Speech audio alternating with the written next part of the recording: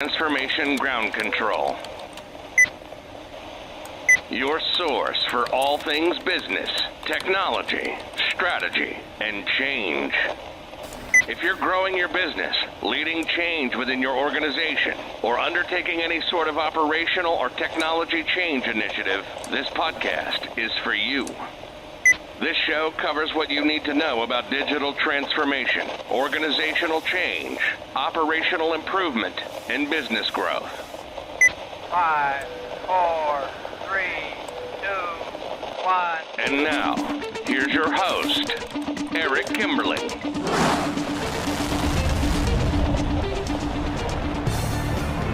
Hello, welcome to Transformation Ground Control. This is episode number 54. My name is Eric Kimberling. I'm here with Cheatham. Kyler, welcome back to the show. Thank you. We are both recording this podcast today, as you can see behind me, in snowy, cold Denver, Colorado, although I'm sure there's other parts of the world that have it worse or that are colder than where we're at. But our kids had snow days today, and a lot of businesses are shut down today. So thanks for powering through the weather and the elements to do the show with me today, Kyler. Oh, absolutely. I'm a child of winter. So if we were, somewhere hot, desert, no. But snow, I can handle. Yeah, this is my jam.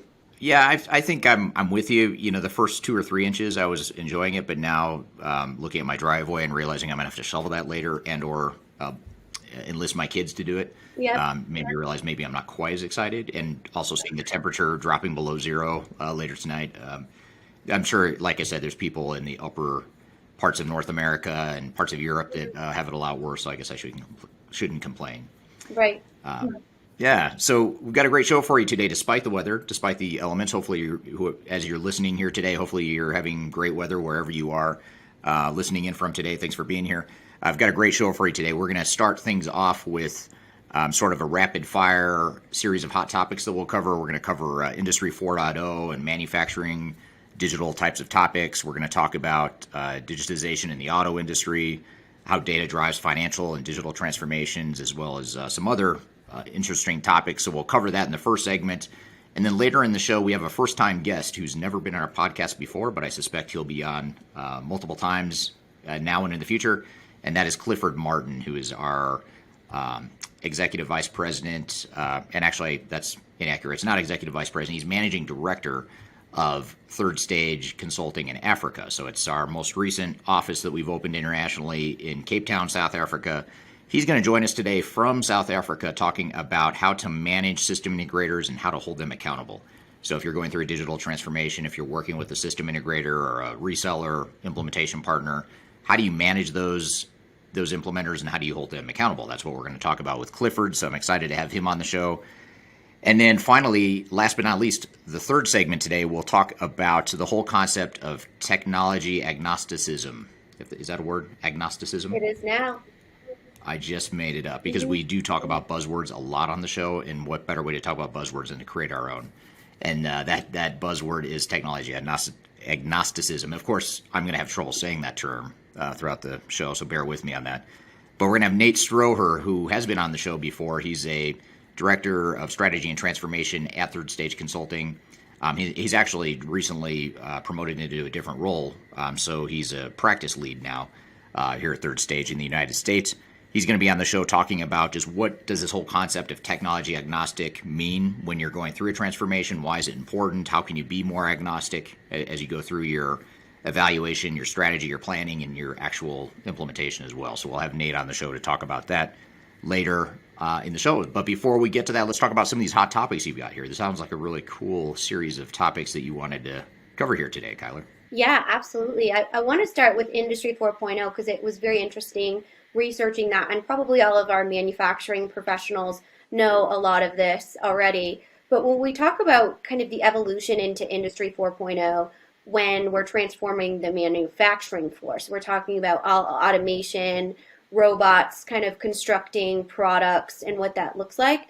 And what we've seen a lot of businesses do is kind of create a flagship manufacturing facility that features a lot of these new automations, AI, machine learning, predictive analytics, those types of emerging technologies.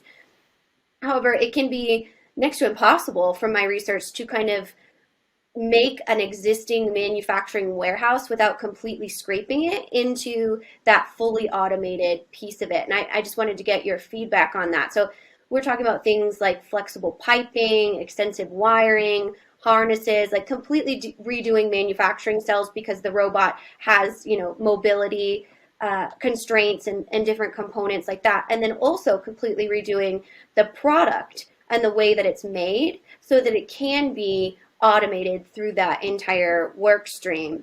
So I was interested to get your feedback on that to see if you kind of think that as these types of technologies emerge and those efficiencies kind of take place within the workplace or the manufacturing floor specifically, do you think that we'll be able to kind of upgrade existing manufacturing footprints to actually feature these newer technologies?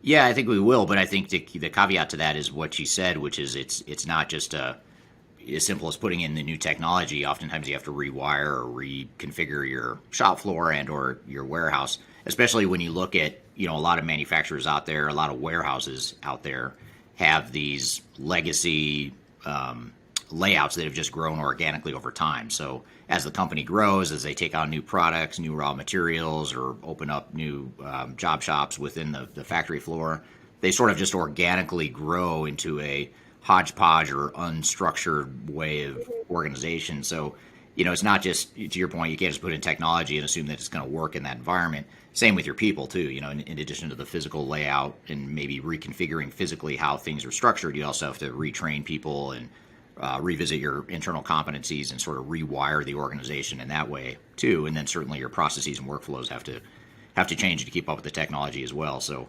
yeah, I think it's a great reminder that technology is just one cog in the big machine of transformation. Yeah, and sometimes you think about these technologies as creating those efficiencies, but what are the things that you have to do as a business to be ready, to be able to consume and create business value out of those efficiencies? For example, when we're talking about Industry 4.0 and the connectivity of it, you really have to have a stacked technology system where it's not a bunch of different, software systems that are able to integrate with one another. The data has to be the exact same. It has to go through the exact same process. There can't be any sort of breakage in that or the entire system goes down. So I thought that was really interesting. We talk about integration a lot on this show, and I actually just did an interview on Digital Stratosphere, our other podcast, our sister podcast, about the 2022 trend that is integration. And this is kind of takes it to a whole new level. So lots of exciting improvements. It's just about figuring out logistically how you make that change as a business. Yeah, it's a great reminder to organizations out there going through transformations that you can certainly invest heavily in technology, but you shouldn't put all your eggs in that basket. You have to look at the other investments you need to make to get the full value out of it. So, in other words, if you were to implement the coolest new technology that has all this upside benefit potential, but you're still really inefficient in terms of how the shop floor is laid out or how you get raw materials from the warehouse into the factory floor, or whatever the case may be, you can see how quickly you're watering down the potential upside of the technology, and you're wasting money by having this technology you can't use. So you'd be better off sort of redirecting some of that investment and focus to the non-technology pieces, whether it's physical layout or the organizational change or the processes and workflows or all the above. You've got to make sure you invest in the whole thing and look at the whole picture.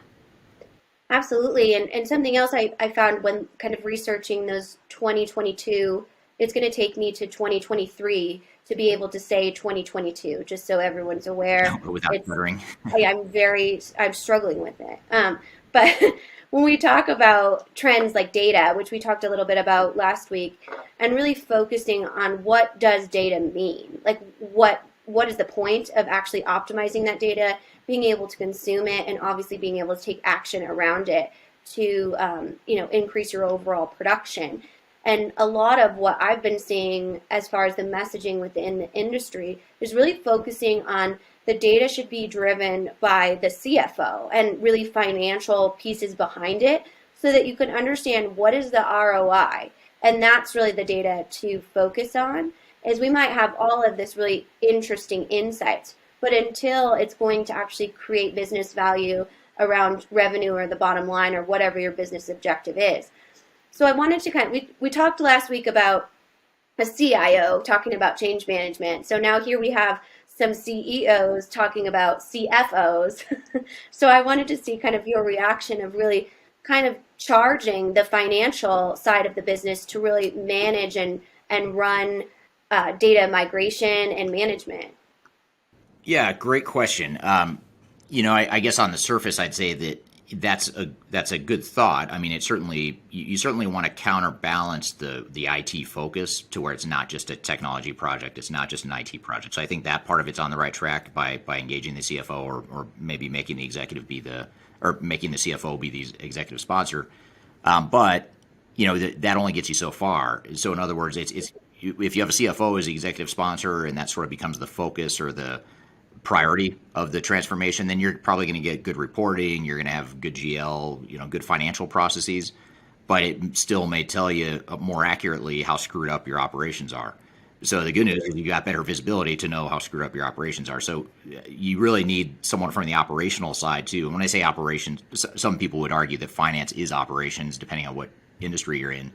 But I'm thinking more like if you're a manufacturer or distribution company, the more you can involve supply chain and some of the hands-on, factory floor type processes and involve that or engage those business stakeholders in the process, the more you're actually going to get the business value that can then be measured accurately by the CFO or the finance group. So I think you kind of have to have both. If you can get certainly IT involvement, maybe supplement that with the CFO and the COO or whoever's the head of your supply chain. And ultimately, it gets to a bigger point, which is there shouldn't be any one person that's sort of focusing just on their area. You really need to have that executive steering committee that's looking at the entire organization, because ultimately these projects can and should affect, impact, and improve an entire organization. Definitely, absolutely, and that's kind of that holistic approach is really what's going to drive the success. And I think that's kind of the messaging throughout the industry. It's just bringing more people into that conversation that had been there in the past, right? So a lot of times we've seen it as an IT-driven project or an operations-driven project, depending on what you're doing as far as new technology within your business. But now we see people like CMOs coming in and chief sales officers and really working on how do we optimize the business as a whole, so we can make sure that we're hitting our enterprise strategies, to your point. Another really interesting piece that I wanted to kind of talk to you about that's kind of along those same lines of those emerging technologies is just kind of the auto industry and how they're going through a very significant transformation right now. Obviously, they've been highly impacted by the supply chain issues, by the shortage of chips and those types of things. And it's a really interesting model where we've seen really kind of hardcore hard goods manufacturing meet technology, because now really the car is a computer and it's managed through those different systems and interactive GPSs and all kinds of things.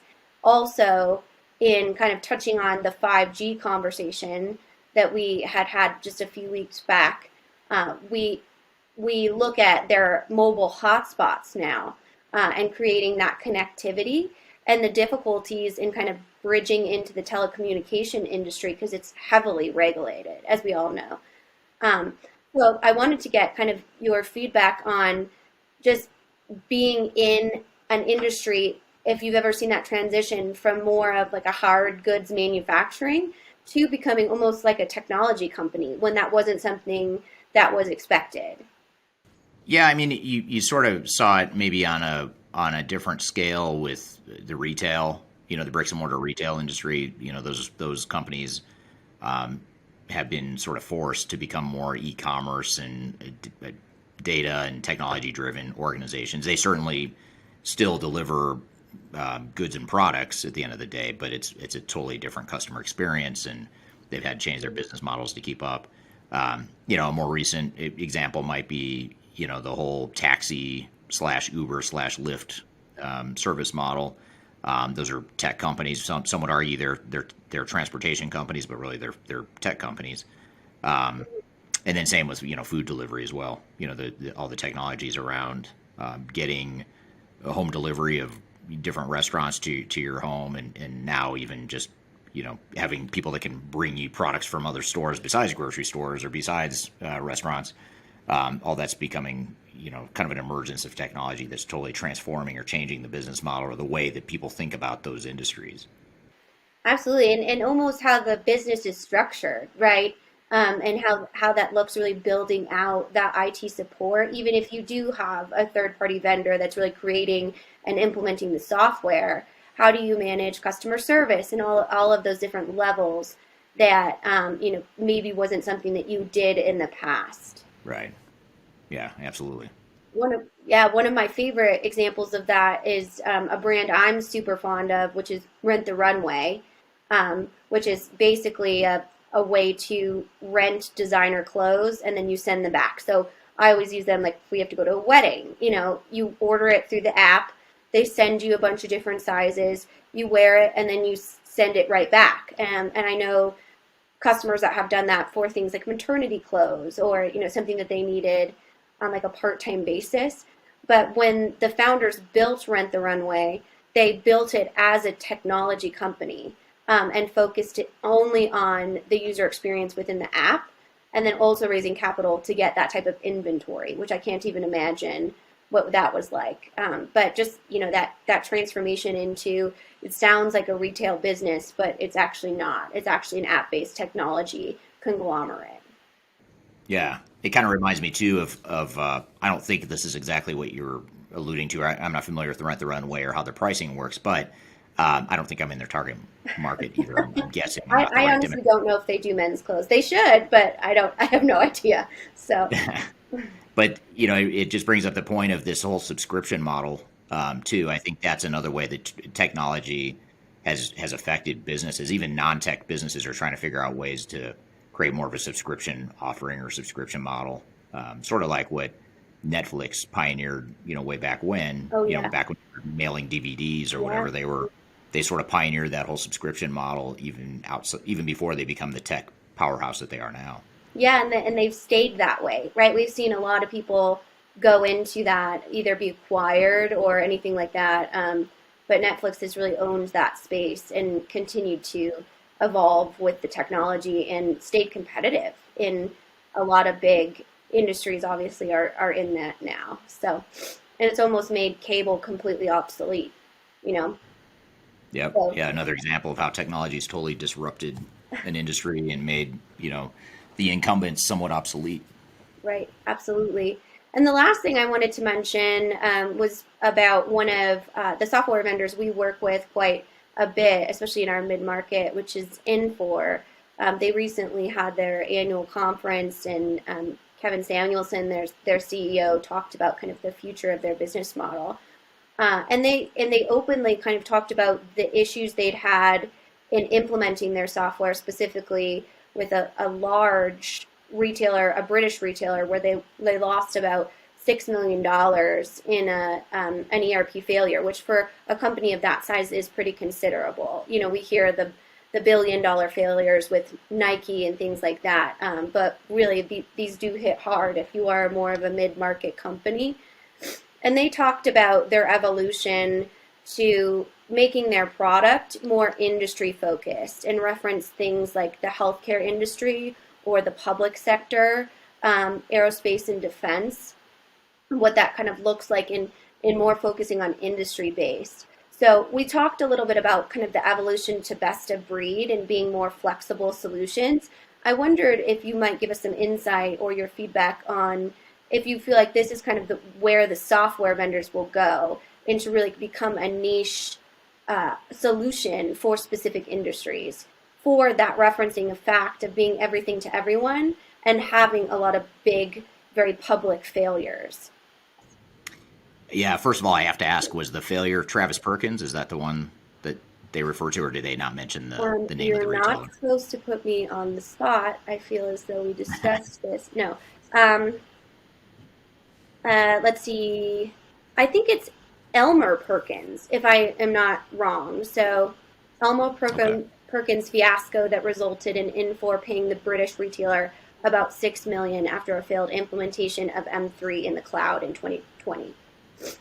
Oh, So okay. Yeah, if anyone in our UK audience is familiar with them, I'd be yeah, curious to know if they know anything that we don't about that yes, always retailer and that transformation. teach us, Um, always. yes, exactly.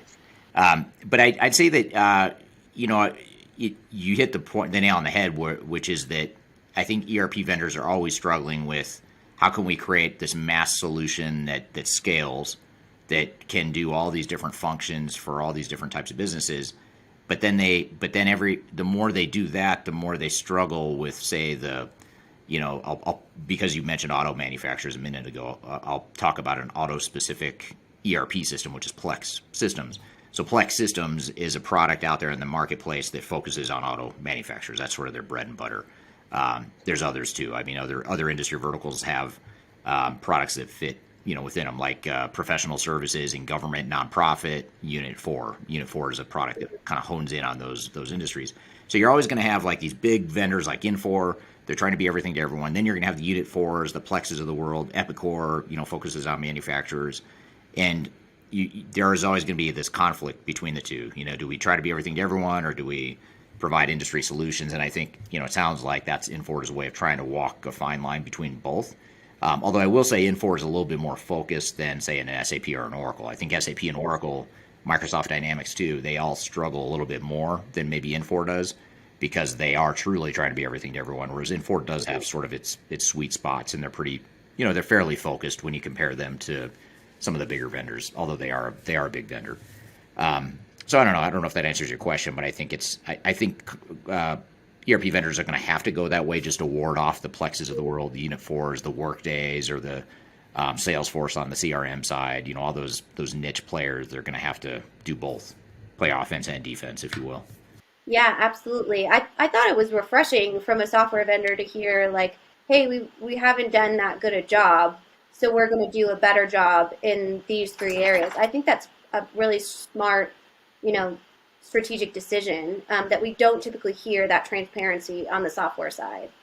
It's a great point. Now that you say that, it's just absolutely true. I don't know. Usually it's more of a defensive, like, oh, it wasn't our fault. The client screwed up, and our technology is awesome. They just couldn't figure out how to use it. Whereas it sounds like they're saying, hey, yeah, we've got some vulnerabilities here, some culpabilities in how we implement or how our solution's used. So let's figure out a way to fix it. Which, you're right, that is refreshing. I think ultimately at the end of the day, that builds a lot more trust with the market than if you just try and blame your clients, which I always found that fascinating. That if I'm a potential buyer and I look at a vendor who's blaming their customers for their failures, that's not at all what I want to hear. So me neither. It's scary. Yeah, who would want to be a potential customer when you see them kind of like bashing their other potential customers? Because who knows, they're going to do that to you. Yeah, especially when it escalates to a lawsuit, and hopefully most organizations don't get to that point ever. But the thought of it potentially getting to a lawsuit and then being dragged through the mud publicly, in the back and forth, it's just, you would hope you have a better partner than that. But you're right, that is refreshing, though.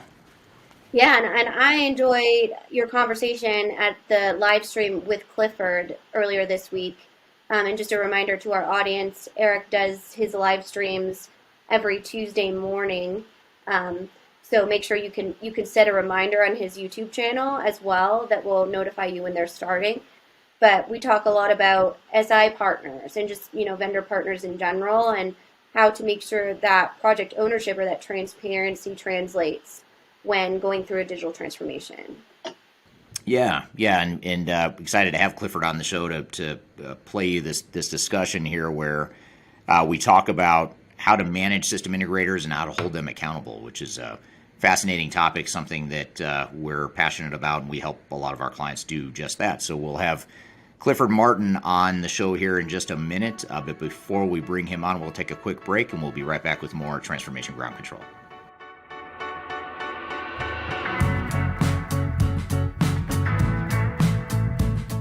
So for all you listeners of Transformation Ground Control, I wanted to remind you of a premier annual event that we host every year. It's called Digital Stratosphere. It's a virtual conference that we've actually shifted to virtual since the pandemic. And we're having our next Digital Stratosphere conference online, virtually, February 8th through the 10th. So I encourage you to register for that. Myself and others from the Third Stage team will be hosting sessions, facilitating sessions about software selection, how to implement software, what some of the best practices are, change management, digital strategy, program management, all the stuff you need to know to make your digital transformation successful in 2022 and beyond. This event's for you. Registration's free. We encourage you and your teams to join. If you're not able to join us live, which we hope you will, but if you can't join us live, we'll also we'll make the recordings available to you. So be sure to register either way. Even if you can't join all the sessions live, you'll at least get access to the library of recordings. So I encourage you to check that out. There's a link below in this podcast, wherever you're listening or watching. There's a link below to register.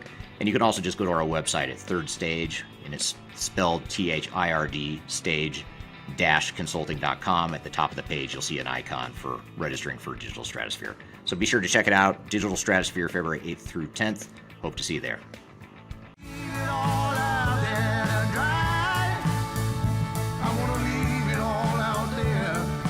Hello, and welcome back to Transformation Ground Control, episode number 54. I'm here with Cheatham. You can find new episodes of this show every Wednesday on YouTube, Twitter, LinkedIn, and Facebook, as well as all the audio podcast platforms like Amazon, Spotify, Google, and Apple Podcasts, among others. Anywhere you listen to podcasts, be sure to check us out and subscribe. And we have new episodes every Wednesday. So I'm excited for our next guest, I should say. He is a new guest, first time on the show. His name's Clifford Martin. He is someone I've known for some time. He's relatively new to the Third Stage team, and he's helped us open our office in Cape Town, South Africa. So he's our managing director of Third Stage Consulting in Africa, and he manages the team and clients in the African region. But that's not what he's here to talk about. I think he will allude to Africa, I'm sure, just because that's where he's at and where he's joining us from today. But the real focus is on how to manage system integrators and how to hold them accountable. And actually, before we even get into that, we're actually going to unpack where some of the challenges are. What are some of the common risks and pitfalls that organizations face when trying to manage their system integrators? And ultimately, how can you manage them better? How can you hold them accountable? And this is a really interesting conversation because this is one of the keys to why transformations fail.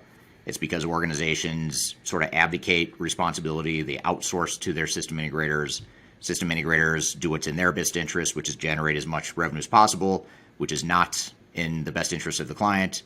And it creates this snowball effect of problems and challenges, lack of transparency, misaligned goals, all that stuff. And so what we want to do is unpack that a bit and understand why does that happen and how can we, as practitioners or as organizations implementing technologies and working with system integrators, how can we avoid some of those challenges? So with all that being said, Clifford, welcome to the show. Great, thank you. Thank you so much for having me, Eric. And good morning, good afternoon, good evening to everybody dialing in. Wonderful to see the messages and people coming in and stating where they're from. So looking forward to the session, and certainly I would encourage people to pose questions and ask questions. I think if we can make it as interactive as possible, that'd be wonderful. Perhaps, Eric, then a very quick intro for myself. I'm an ex-CIO. I left the corporate world probably 12, 13 years ago. I did have responsibility for multiple ERP implementations during that time. And post my career in the corporate world, spent a number of years with various consulting houses from Ernst & Young to KPMG to Gartner. And last year joined Third Stage, and it's been an exciting journey. So great to be here. Yeah, absolutely. And glad to have you here today. And I think this will be a fun topic to talk about. It's a very timely and relevant topic. It's certainly relevant to most organizations that go through implementations, and we'll dive into that here in just a second. But I think you and I have a fairly unique perspective in that we both came from sort of the dark side, if you will. We both worked at the big system integrators. We know how they work. We know sort of the inner workings of what happens there. And so what I wanted to do is talk today about some of the challenges of managing your system integrator, how to hold them accountable, how to ensure your project is successful, which, by the way, a bit of a spoiler alert, your system integrator is not responsible for your success. Typically, you as the implementing organization are. So what is it you can do to ensure that you achieve that success? That's sort of what we'll talk about today. But before I jump into that, and I certainly, by the way, at any questions you have, please drop those in the chat as we're going here today. I've got a list of questions I want to ask, but I'd rather take audience questions. So I'll get us started, but any questions you all have, please feel free to chime in and drop them in the chat here, and we'll get to those questions. But I guess just to start, Clifford, throughout Africa, just like other parts of the world, and you're based in Africa, but I think you and I both have more of a global view of just how these sorts of projects and massive transformations work. But whether it's Africa or any other part of the world, there's a number of failures that are caused or can be directly linked back to a failure to provide oversight and management of the system integrator. What are some examples of those sorts of failure points, or maybe just help us unpack a little bit? What are some of the risks or challenges that are inherent in these sorts of relationships between organization and their system integrator that oftentimes leads to failure? What are some examples, or some of those higher priority examples that come to mind? Yes, no, thank you for that question, Eric. So I think, inherently we're in an industry that is focused on, I think, primarily two things, selling software and installing software. And often the misalignment in expectations between the industry that we operate in and the client's own expectations. And I deliberately use the word software installation. And perhaps I'm being a little bit harsh to their size, but essentially that is what they do. And I think often an organization is expecting a strategic partner, someone that's going to walk the full journey with them from, let's say, from business case to business benefit, and he's going to be them and guide them throughout that. And very often that's not the case. The primary focus of the SI is to deploy the software. And I think there's often that expectation gap and a failure on the part of the client then to properly manage the SI and ensure that they get out of the deal what they're expecting, and often what the marketing material has promised them. So perhaps to start, then perhaps let me just add a little caveat to that. SIs play an essential role. And I'm not kind of trying to diss them in any way. They do play an essential role. And certainly the ERP projects that have an SI on board are much more likely to be successful because they do bring structure and focus and a certain discipline and methodology. But once again, they do need to be managed. And I guess that's what we're going to talk about. Yeah, absolutely. I mean, it's not that people want their projects to fail, obviously, and it's not that they want the relationships to get sideways, but oftentimes they do. Why do you think that is? I mean, what are some of the, just in your experience, what are some of the root causes of why you think organizations struggle so much with that relationship and managing those system integrators, holding them accountable, and really extracting the value they bring to the table, but not letting it get out of hand or go off the rails? What are some of the reasons for that? Yes, I think there are issues on both sides of the fence, and by that I mean both in terms of how the manner in which the SI constructs and approaches the particular ERP or digital transformation project, as well as on the client side in terms of the capabilities that they require to ensure success. And very often, just a definition, a common understanding of what constitutes success, or for that matter, what constitutes failure, is not present, and there's no common agreement around that. Certainly nothing embedded into the contract that talks to success. So I do think there are failures on both sides, and as you correctly state, one can never outsource accountability for success. That has to reside with the client. I think we all know and accept that, but so often it's not the case. So often it's sometimes, I think, convenient for the client to kind of pass that buck to the SI and expect them to drive success. And then I think, Eric, what I find it to be extremely important is the whole contract negotiation, and what are we actually bringing the SI on board to do? Because SI contracts, and I've reviewed many of the Tier 1 SI contracts, they're pretty standard. And I think the client needs to understand what the SI will not be doing. There are certain capabilities that, and we can unpack that in a bit more detail as we go through the conversation. But there's certain capabilities that they simply do not bring to the party. And standard SI contracts are primarily framed in technology terms, and the deliverables are framed in technology terms. Whereas very often what the client is trying to do is to achieve some business outcome, some improved operational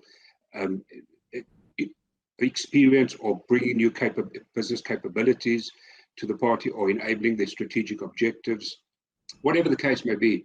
So there's this disjoint between the two, and I think if clients do not very forcefully ensure that the SI statement of work talks to what they're wanting out of the project, we already start off from a place where there are these misaligned expectations, and it's very difficult to bring that together thereafter.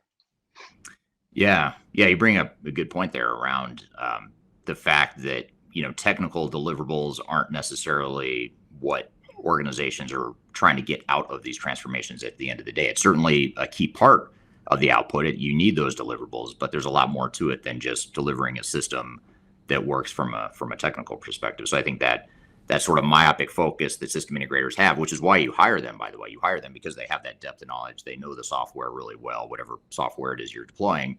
But it's the other stuff outside the technology that ultimately makes the project successful, whether it's the process improvement or the change management, the architecture and data migration, the overall program management. And that's typically stuff that the system integrators don't bring to the table.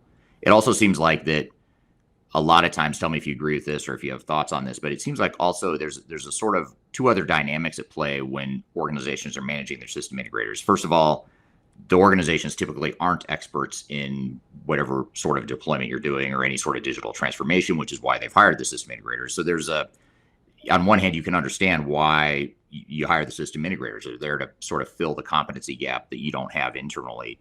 But that lack of knowledge and that lack of experience can lead to sort of a blind management of the system integrator, which can be challenging. What are your thoughts on that? Is that a dynamic you've seen as well? Yeah, such a good point, Eric. And my first action point is, if I engage a new client, is to have some type of executive boot camp. Because we kind of assume that the executive understands what a typical transformation or ERP journey looks like. What are some of the critical phases and deliverables, some of the critical decisions that they will be called upon to make throughout this journey. And they don't, and it's probably unfair to expect them to do that. And if you look at the average ERP or digital steering committee, we kind of take the different managers of the different business domains or lines of business and kind of bundle them together into a steering committee and expect them to oversee and drive success. And I think that's unreasonable. So one has to ensure that the executive is educated on their oversight role. And let me also say that how we define these ERP transformational journeys, the default from their side is going to be to define it as primarily software installation or a technology project at the very least. And I think the executive's role is to take a full life cycle perspective on this and look beyond. Deployment of the solution is not success. It's, as you correctly say, it's an enabler. So we now have the enabling technology in place, but exactly how we're going to leverage that in support of the business objectives is something that the executive need to play long after the SIs popped the champagne cork, declared victory, and moved on to the next project. So I think executive education and ensuring that they stay in the game is extremely important. Yeah, absolutely. And you need to know, it's not that you or I would suggest that an organization needs to become an expert in digital transformation before they embark on one, because that doesn't make sense. Sure. And that's not realistic. But you need to educate yourself enough to know, at least enough to know what kind of questions to ask, how to push back or challenge assumptions that SIs might have. They've got their cookie cutter boilerplate approach that may or may not fit with your needs. And ultimately, it's up to you to say, hey, these parts of your methodology or your approach works, but here's what we think we need to do to modify to fit our situation. And that could be, cultural nuances. If you're a risk adverse organization, for example, and you just move slowly as an organization, you can't just come in and force fit a fast deployment. You've got to sort of right size it for your organization, just as one example. So I think just knowing enough about these implementations, being self-aware to know how we can kind of meld these two competencies together, our own internal competencies with the system integrators. I think that's a big, an important point as well. Yeah. And perhaps I can add to that in terms of if we're talking about capabilities within the client organization. One often finds vendor management to be quite poor, or at least not at a mature level where they can effectively manage their SI and hold them to account. And just having that kind of level of professional skepticism. You talk about pushback, absolutely, because we do know that the SI part of their agenda is going to be to drive additional revenue, often through change requests or customizations or additional functionality. So having that professional skepticism to push back and ask, is this really necessary? Is this within the scope? What are the implications of this? Is it priority? Can we do it post-deployment? is extremely important. And then the vendor management, I think is, and let me add to that as well, a third capability, program management, especially when there are multiple SIs involved or multiple projects within a broader program. It's so important that the client organization has a mature program management capability, typical a PMO office, in order to pull that all together and orchestrate it and drive the integration and ensure that there's at least a common approach, common methodologies towards a common integrated goal. So I would say those three capabilities: the executive know-how, and oversight, the vendor management capability to kind of manage the SI, and then the program management capability from a delivery perspective to pull this all together. Right. Yeah. Very good point.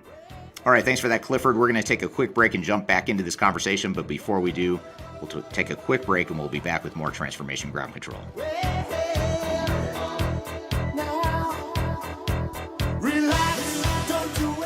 If you are involved in any sort of digital transformation or business change initiative, you will want to download the 2021 Digital Transformation Report.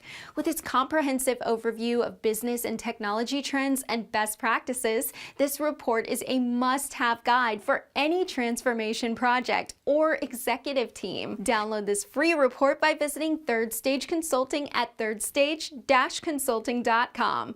You can also visit our website to learn more about us or download independent reports, videos, and other best practices. Again, visit thirdstage-consulting.com today to learn how to take your transformation to the third stage of success. Relax, don't do it when you want to go to it. Relax, don't do it when you want to come. Relax. Hello and welcome back to Transformation Ground Control, episode number 54. I'm here with Clifford Martin. We're talking about how to manage system integrators and how to hold them accountable. Let's jump back into the conversation. Just before we keep going with the questions here, just to give you a quick overview of where people are joining from today, I'd ask the question to open up, where are you joining? And I ask people to drop that in the chat. Just a few examples here. We have someone here from Florida State University in Florida. We've got someone from North Carolina. We have someone joining on LinkedIn from South Carolina in the United States, Columbus, Ohio in the United States, as well as an international audience, as I mentioned, too. We've got someone here from Toronto, someone joining from the UK, Brooklyn, New York, which is not international, at least where I'm at, but still a global audience, and someone from Kuwait and India, just as a few examples. Of where people are joining from today. So thanks everyone for joining and letting us know where you're at today and whichever platform you're watching on. Again, feel free to drop any questions you have for Clifford or I as it relates to this topic, and we'll get to those here in just a moment. So some of the issues you've just talked about, Clifford, why do you think they're so prevalent, not just in Africa where you're at, not just in the United States where I'm at, but throughout the world? Why is this such a global challenge? It doesn't seem to be something that's just pockets of the world are struggling with it. It seems to be a pretty global problem. So why is that? What would you say the root causes are? Yes, Eric, yeah, it's interesting. It is prevalent, and I find it very interesting that the same issues that we're discussing now, if we were having this discussion 5 or 10 years ago, we'd probably cover a lot of the same ground. Yeah. So these things seem to be perpetuated. But nevertheless, we need to also understand that SIs have tremendously powerful marketing machines. They come with a very strong, experienced team. They have a very slick approach in terms of engaging and embedding themselves within organizations. And I don't mean this as an affront to SIs. SIs will do what SIs do. I think it's incumbent upon the client to manage that, as with any vendor or partner or with any type of project within the organization. So I do find it both frustrating and interesting that it seems to be very similar issues, that the technology changes, but the issues tend to stay the same. And I do think that, if we just take contract negotiation as one example, you have a tier one vendor with a big team often sitting in the background of technical people, attorneys, legal input, senior partners negotiating, and you have some poor guy in procurement who's probably never done this before in his life, representing the client organization. It's an absolute total mismatch, you know. Somehow these issues do seem to continue. Exactly what the answer is, I don't know. But I do think that given in the last few years we've had a number of high public, certainly in this part of the world, failures with in the ERP, in the transformation space. It's public knowledge. It's been in the public space. Some of the big tier one consulting houses have been involved. So I certainly think that organizations are kind of waking up to the fact that they have to take control of these projects. They have to be a lot more skeptical. They have to interrogate things in a lot more detail, and manage it a lot closer. So whilst I say that the issues seem to continue at the same time, and let's face it, I think what one also sees is that organizations appointing third parties to provide some independent program assurance and advice on an ongoing basis and assist them in this space. So whilst things stay the same, there is some positive news, and I think there is some positive things happening in terms of better managing SI. Yeah, it's a good point. I agree with you, by the way. I think I'd take your point even further, which if you go back 20 plus years, back to when I started my career in the space, it was largely the same. You had the same dynamic, the same challenge, and some of the same root causes that that organizations struggle with in that management of their vendors. And I think the key, one of the key takeaways that I always leave clients with or encourage the market in general to think about this is, view it as your project. You're almost like think of yourself as sort of the general contractor building a house. You've got subcontractors and different experts that you're bringing to the table, but ultimately you need someone as a general contractor to manage those resources. Your system integrator is one important component, but you might have other people that are helping with change management or data migration, or your internal resources, of course, are critical to the project. So you just need sort of that global program management view. And that sense of ownership, that sense of empowerment that, hey, this is my project and I'm going to make decisions. I'm going to take input. And I'm going to listen to my advisors or to my system integrator. But at the end of the day, this is my project, my business, and I've got to do what's best for my business. And I don't think enough organizations have that confidence or that mindset. I think a lot of them just think, for a lot of the reasons we've discussed, they just think, hey, I'm going to outsource this to my system integrator. They're the experts. I don't know enough about this. I don't have time to deal with this. So therefore, I'm going to sort of outsource this and abdicate responsibility to the system integrator. So I think it's a really good point, a series of points that you make there. Yes. And I think, Eric, continuing on that conversation topic, what one has seen, in my view, is that we have at least seen a shift from IT departments or IT organizations within the enterprise managing almost solely and exclusively managing these projects to a greater involvement from the business side. And, to the extent where business managers and super users and subject matter experts are seconded almost on a full-time basis to the projects and play quite a significant role as a significant stakeholder group, and as they should. So I do think that's positive because it ensures that it brings more of a business slant to it and at least positions the organization to better achieve the business objectives of the project. Right. So I think that's a positive. Absolutely. And I'd be curious to hear from the audience here, especially because we have people from so many different countries, if these are some of the dynamics you've seen, or if you've seen some different dynamics potentially in your part of the world. And speaking of that, we have a couple other guests that have joined that have also indicated where they're from. Deborah, who's a connection of mine on LinkedIn, says bonjour from Paris, France. I don't know if it's too early in the day to say bonsoir yet. I'm not sure what time of day you switch from bonjour to bonsoir. I always get confused on that, but either way, hello there in France. And we also have Abdul from Pakistan joining as well. So thanks everyone for being here.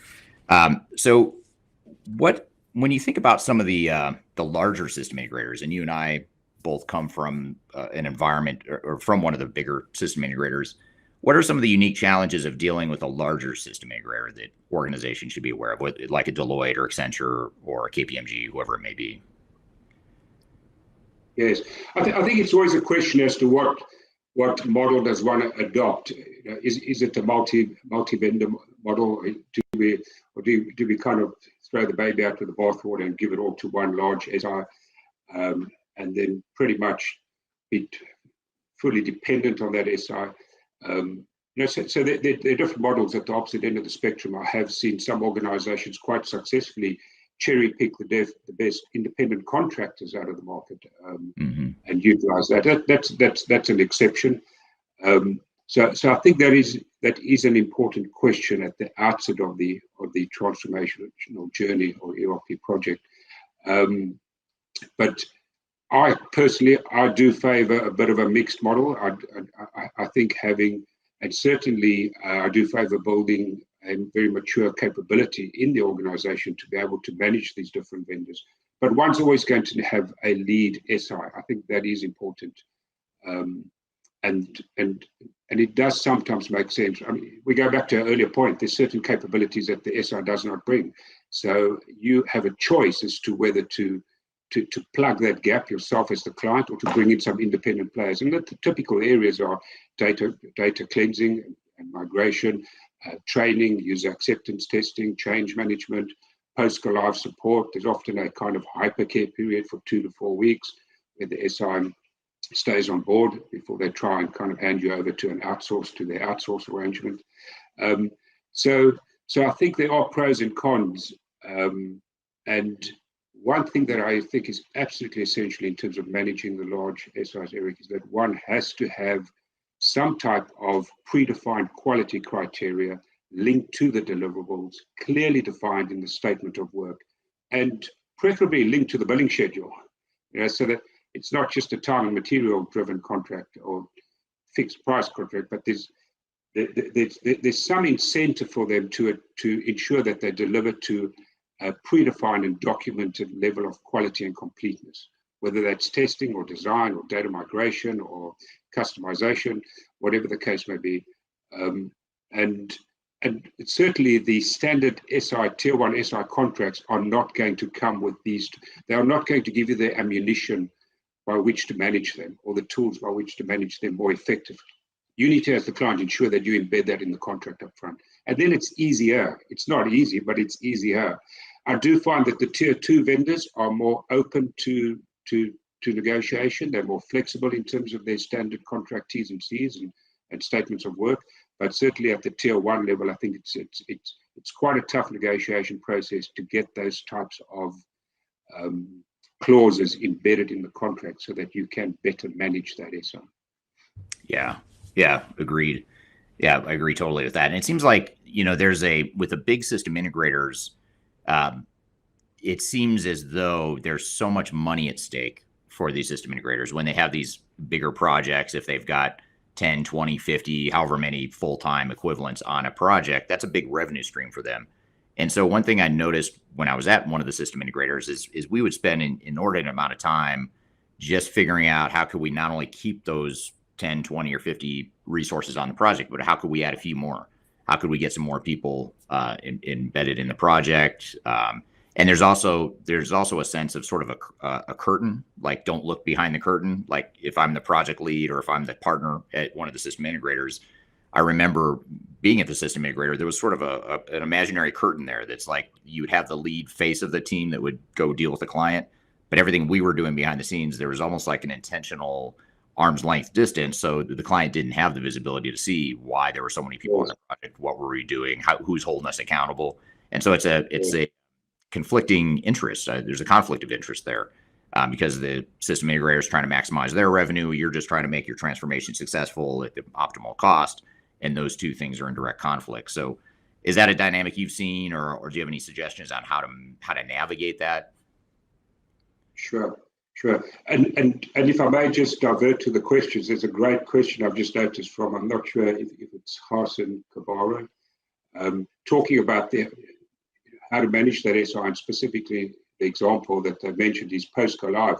And the point being made is that very often there are only, the issues only surface a couple of months after go-live. And I think it comes back to your point, Eric, and the issue we were talking about earlier around how do we manage the SI in terms of ensuring the quality of their deliverables and the quality of solution that they deliver at the end of the day.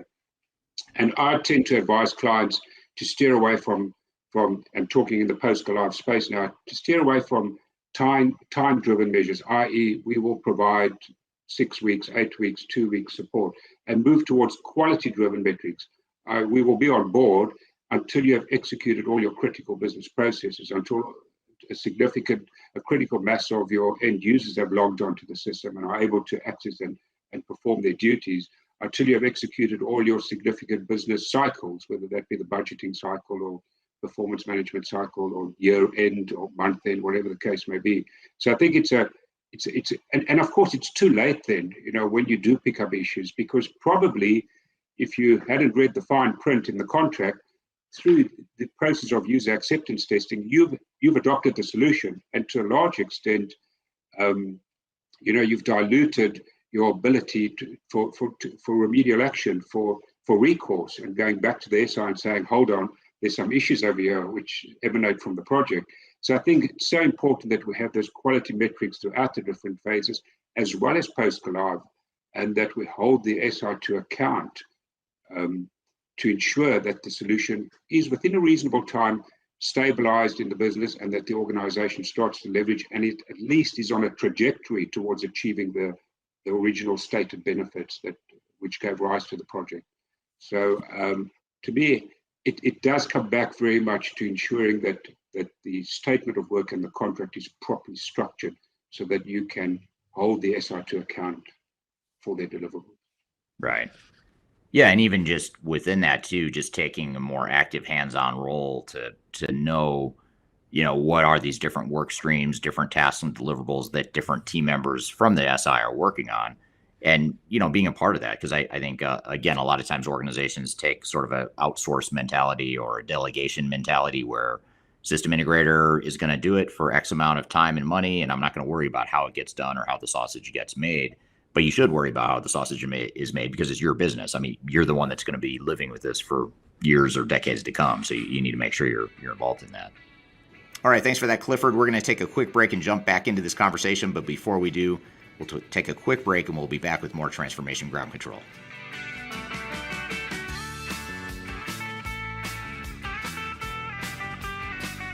If you are aiming for transformation success, turn to Third Stage Consulting Group. Third Stage's independent and technology agnostic consulting team helps clients define their digital strategies, define their roadmaps, and manage their transformations. With offices in the US, Europe, and Australia, our team helps the world's most forward-thinking organizations through their transformation pitfalls and risks.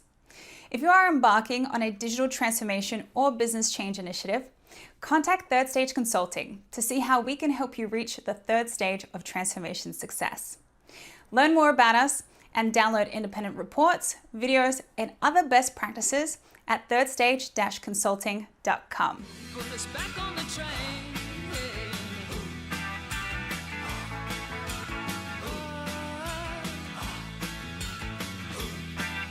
Hello and welcome back to Transformation Ground Control, episode number 54.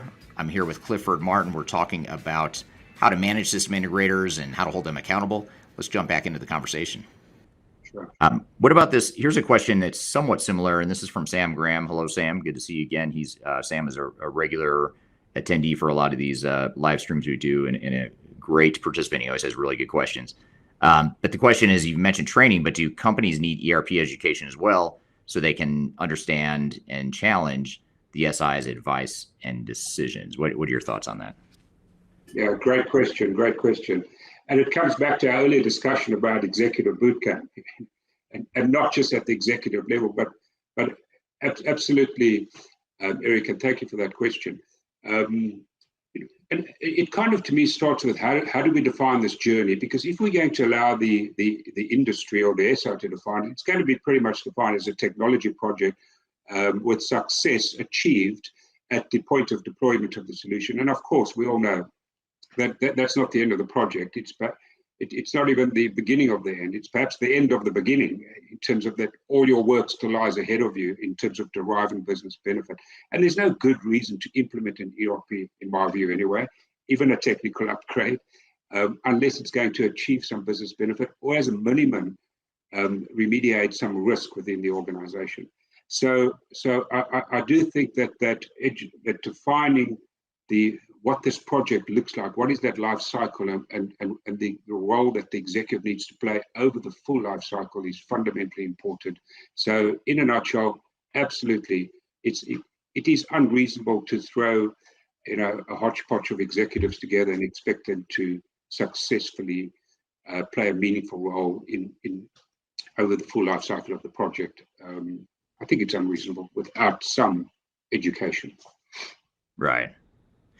What about, and this sort of relates to this whole education concept and a lot of the things we've been talking about so far, but what about bias? How does bias from the system integrators, how does that affect a project in terms of, certainly by this point, by the time you've deployed or employed a system integrator, you already know what the technology is you're deploying, but it seems as though there's biases in how technology gets deployed, and there's biases in how much of that technology you should or shouldn't use that can be in conflict with the best interests of the organization that's actually implementing. So what are your thoughts? How does bias fit into all these challenges we're talking about? Yeah, I think clients are often naive and perhaps not unexpectedly. We need to recognize that there is some relationship between the solution providers and the partners who implement them. So the Oracles, Microsofts, SAPs of the world, and the tier one SIs. So the question is always, what do we do first? Do we find the solution ourselves and then bring the SI on board? Do we use the SI to find the solution and then possibly deploy them as a partner on the journey? And there are pros and cons and to all those different approaches. But certainly one has to, I kind of like this term, a professional skepticism. One needs a high dosage of that when dealing with SIs. And once again, SIs do what SIs do.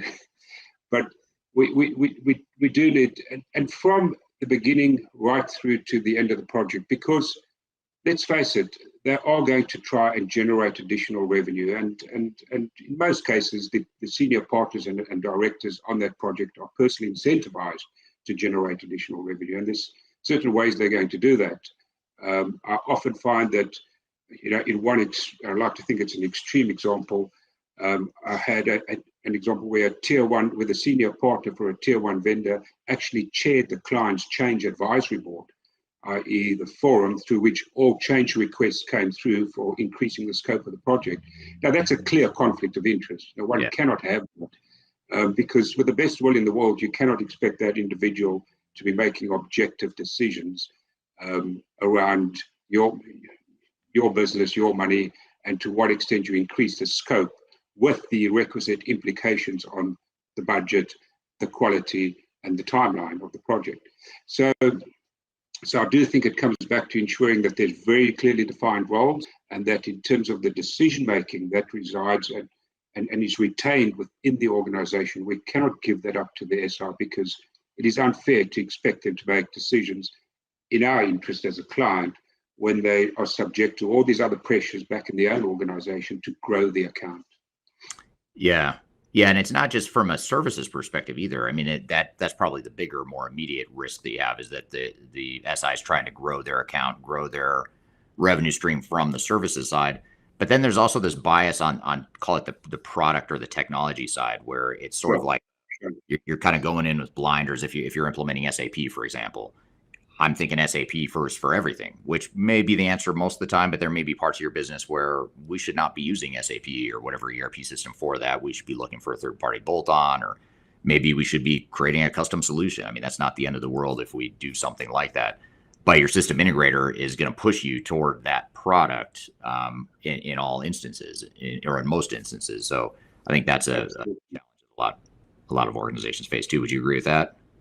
Absolutely, and I think, Eric, it comes down to the request for proposal and the RFP and understanding what your requirements are. And I've seen some organizations, and I think it's actually a good tactic, is to have a specialist company come in that is not an SI and assist them in formulating the RFP, or at least running business process workshops and requirements gathering sessions with their end users to better understand exactly what are the current pain points, what are the future requirements, what's the strategic intent of the business, what new capabilities do they require, is it a tier one solution, is it a tier two solution, what's the best deployment method, is it on-premise, is it SaaS, and what are the relative strengths and weaknesses of the different solutions out there. And I quite like that approach, because then one gets to a perhaps not a detailed blueprint, but a fairly low level of detail in terms of understanding what are our current requirements or what are our future requirements and how big are the gaps, and having that separate. And of course, if one does that correctly, it does then reduce as a positive impact on the cost structure for bringing an SI on board, because a lot of the design work is already done, and one can then continue that. It becomes reusable and repeatable throughout the life cycle. So one way of dealing with that bias that you refer to, I think, is to firstly understand extremely well what you're wanting out of the solution, exactly what you're wanting it to do, and number two, having that exercise independent from both the SI and the solution provider. Yeah, that's a great point. I mean, you've hit on another thread here as far as, you know, how to counter what's the antidote to some of the challenges we're talking about. We've talked about the education and how to, you know, educate yourself so that you can at least know enough to ask the right questions and challenge assumptions. The other is to take ownership that we've talked about. And then, you know, you've talked about a couple other things here as it relates to managing that relationship and really ensuring that you're not being biased in that process, and having that. The third thing you bring up, or the third thread, is just sort of that clarity of vision, that clarity of what we want to be when we grow up. The better you understand that, the less likely you are to fall into these traps where if you don't have a clear vision of what you want to be when you grow up, now all of a sudden the power dynamic is shifted. Now you've become even more dependent on the system integrator. They're taking even more control, more ownership of the project, when really what you should be doing is tilting that back towards you and taking that control. And I also, by the way, really like that term you used, professional skepticism. I always tend to use the word buzzkill, but I like professional skepticism better because that's a more positive or professional variation of that as well. Yes. I wanted to just bring up a really interesting point here, just to, if anything, to validate, Clifford, that you and I are not the only ones that are have this sort of jaded view of system integrators from having been there. But this is from Louise on LinkedIn. She says that she's really enjoying the discussion. One of the reasons I left an SI and became an independent consulting was just such conflicts of interest as I became more senior in my career. So that's exactly why I left the big system integrator too. There's something about it didn't feel right, and there's other reasons too. But that conflict of interest and that feeling of extreme bias and not necessarily doing what was in the client's best interest it just didn't sit well with me, and so for that reason I ended up moving on. So I'm glad we share that same sentiment. This is a little bit different question, but really important one, building on a point you made earlier, Clifford, about how to have the right statement of work and the contract and setting expectations up front. Along those same lines, though, the question from Abdul on YouTube is, what kind of KPIs should a company be looking for during or post implementation of an SAP project? And actually, I think this question to any sort of ERP project, whether it's SAP or any other system. Can you kindly share your views on that? What are your thoughts? Great question. And you know, Eric, it's such an important topic, and it's this whole issue of benefits realization. And companies start off with very lofty and noble ideals encapsulated in their business cases and program charters and so on. And very quickly that gets left behind, and we're all kind of in the trenches, stuck in this ERP project now, just trying to survive and make the go live date. So I certainly advise clients that in parallel to the project rollout, we have a benefits realization work stream that starts with taking the business case, the stated benefits or the envisaged benefits in the business case, unpacking that in more detail, baselining that against the current company metrics. As an example, if we're pursuing operational excellence, which is often a very important role and kind of fairly standard objective of an ERP, I don't think you should ever be implementing an ERP if you're at least not going to drive some best practices and operational excellence and improved operational performance. So there's certain key metrics, and of course, a lot of the tier one ERPs these days come with those tools. On the SAP side, something like value lifecycle management, they're embedded and part of the ERP solution. But I don't think clients are aware of them enough, and certainly don't use them enough. So I do think the benefits realization needs to be a separate stream. It needs to be owned, and of course, one can get external assistance. It needs to be owned by the organization. It needs to drive a lot of the decisions we're making. If we're looking to land new capabilities, let's use e-commerce as an example of a recent client. That's one of the reasons to enable new business capabilities within the organization of your ERP platform, then that needs to form a key part of the design. Now, you spoke about the cookie cutter approach earlier. We cannot then have the SI coming in and having a uniform standard approach when we are well aware that in a particular area of the business, we're wanting to really get a mature capability in place. We've got to then, kind of focus the design around that, the testing around that, the user training around that, and that's going to inform and drive the project lifecycle. So if we don't have this benefits realization program, and we don't understand what we're trying to get out of the system and ensure that we scope and approach the different phases of the rollout or implementation with that in mind, then we lose sight of those benefits realizations, and unsurprisingly, we never achieve them. So the whole area of having a parallel benefits realization work stream, utilizing the tools that are available to inform and drive those benefits out during the project and post-go-live, I think is fundamentally important. Yeah, great point. It ties back to your point about that clarity of a vision of what you want to get out of the system. First of all, what do you want this transformation to be? What's the intent? What are you trying to accomplish? What are the sort of the high level parameters and guardrails?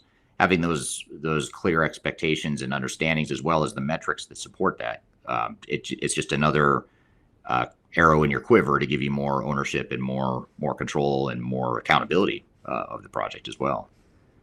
Yes. Just a quick comment here from Paramala, which is a really cool name. I may be mispronouncing it, but I like that name a lot. I totally agree with Clifford. So I'm not sure which part she agrees with, but maybe it's just in general. But at least someone listening here today agrees with you and I here in the discussion. And then Kyler, who's our co-host of this show, of this podcast, pointed out that we have a new buzzword alert. And if you listen to the Transformation Ground Control podcast often, which if you don't, I encourage you to, I don't want to say we make fun of buzzwords, but we have a good time with buzzword alerts on that show. So you helped us create another one. So thank you, Clifford, with that. Professional skepticism, which I'm going to steal that idea, by the way. So I guess we've talked a lot about some of these bigger system integrators, and that was sort of the last thread that I had asked you about, Clifford. But what about smaller SIs? And you started to talk a little bit about this, about how some of the tier 2 system integrators may be lesser known. They don't have the brand name recognition. You don't see their billboards at airports, or they're not sponsoring golf tournaments. So you may not know them as well, but there's some really good ones out there that can be more flexible, more willing to negotiate. What are some of the pros and cons of working with someone other than one of the big tier 2 system integrators? Yes.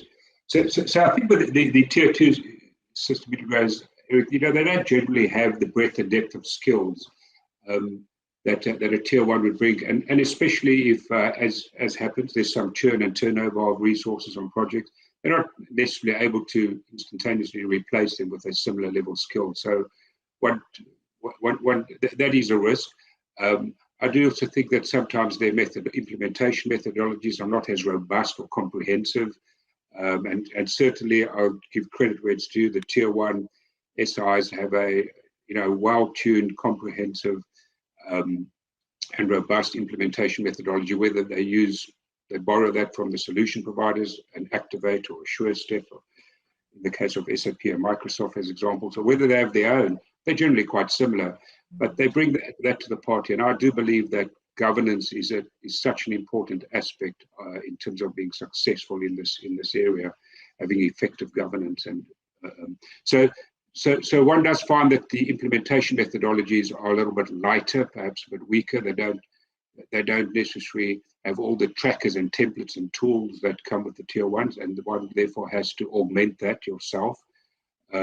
And that, of course, implies that you do need to, as the client, then if you are using a tier 2 SI or multiple tier 2 SIs, you do need a stronger program management office. You need to be kind of the glue that brings it all together and that drives the quality and the standards and is able to augment, whether it be on tools, methodologies, resources, skills, as and when required, and possibly play a bigger role. I would say. But perhaps that's not a bad thing. Perhaps, I do feel sometimes that drives greater ownership and involvement on the side of the client as well, because there isn't somebody, standing there saying, very happy to take control of your project and help you spend your money. So, yeah. Yeah. What I've seen too is some of these tier 2 system integrators, and I agree with everything you just said, by the way, as far as some of the strengths and weaknesses. But another one I'd add is that a lot of times with the tier 2 system integrators, you're getting more senior people, because a lot of people start off their careers like you and I earlier in our careers worked at one of the big system integrators. But at some point, oftentimes, people get burned out, sort of mid-career and move somewhere else. And a lot of times they go to a smaller tier system integrator just because it's a better fit, it's less stressful, and for other reasons. Have you seen that as well? Yes, absolutely. I do think one has, you have the attention of the executive. And of course, it's often a bigger account for them, relatively speaking, than it would be for a tier 1 SI. And therefore, that you do kind of get more attention and quicker response to issues. So, I do agree with that. All right, thanks for that, Clifford. We're going to take a quick break and jump back into this conversation. But before we do, we'll take a quick break and we'll be back with more Transformation Ground Control.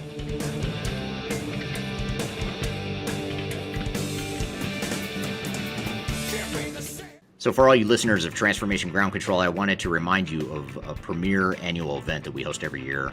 It's called Digital Stratosphere. It's a virtual conference that we've actually shifted to virtual since the pandemic.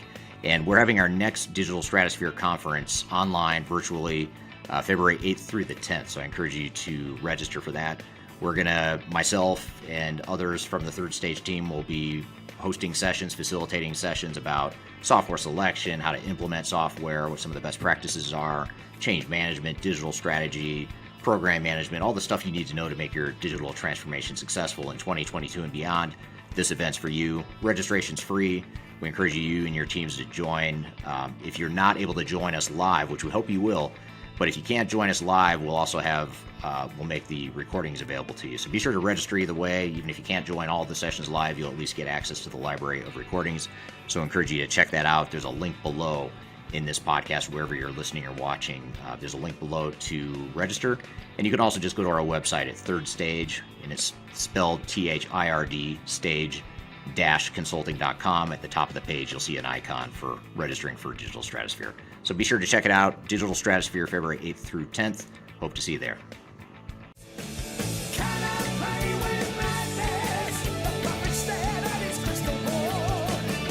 Hello and welcome back to Transformation Ground Control, episode number 54. I'm here with Clifford Martin. We're talking about how to manage system integrators and how to hold them accountable. Let's jump back into the conversation. First of all, a comment here from Louise, strong governance PMO. She strongly agrees with those points. And I think regardless of what type of system integrator you use, whether it's a big one, small one, tier 2, having that program management in place is really important. And then here's another question from Sam Graham again on LinkedIn, which is a really interesting one and a good question, as always, with Sam. Is it true that many very large organizations are actually an amalgam of smaller business units, and so tier 2 systems can sometimes be an option? So in other words, if you're a big company, but on paper you look like maybe you should be deploying an SAP or an Oracle, but really you're just a bunch of smaller business units that combine to create a big overall business, that might be that a tier 2 system or multiple tier 2 systems might be the better answer. Is that something you've seen as well? Sure. I think the question is always with those types of organizations to tier or not to tier. And do we have a model that once is offered is in terms of the transactional commoditized type business processes, the back office generic business processes, HR, payroll, procurement, supply chain, etc. One has some type of shared service model, and that might be on a tier 1 solution because some of them are pretty good at that. That's where they come from. And then in terms of agility and the more unique or even customer-facing components of the organization, there's a tier 2 solution in place, and possibly even multiple tier 2 solutions from different solution providers or vendors.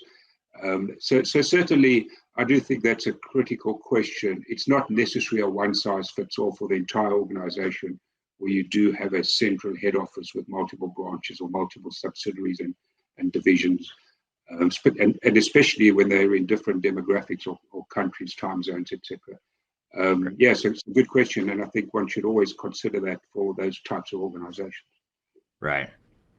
Now, what about this question? Here's a question from YouTube, and I'm actually going to broaden the question a little bit from the original intent, but hopefully it'll still cover what you're looking for here, Abdul. But the question is, do you have any general advice on implementing AI technology with system integrators? What should we focus on? And maybe instead of just AI, maybe I'll talk about, why don't we talk about just bleeding edge or emerging technologies, new stuff like AI, robotic, process automation, machine learning. A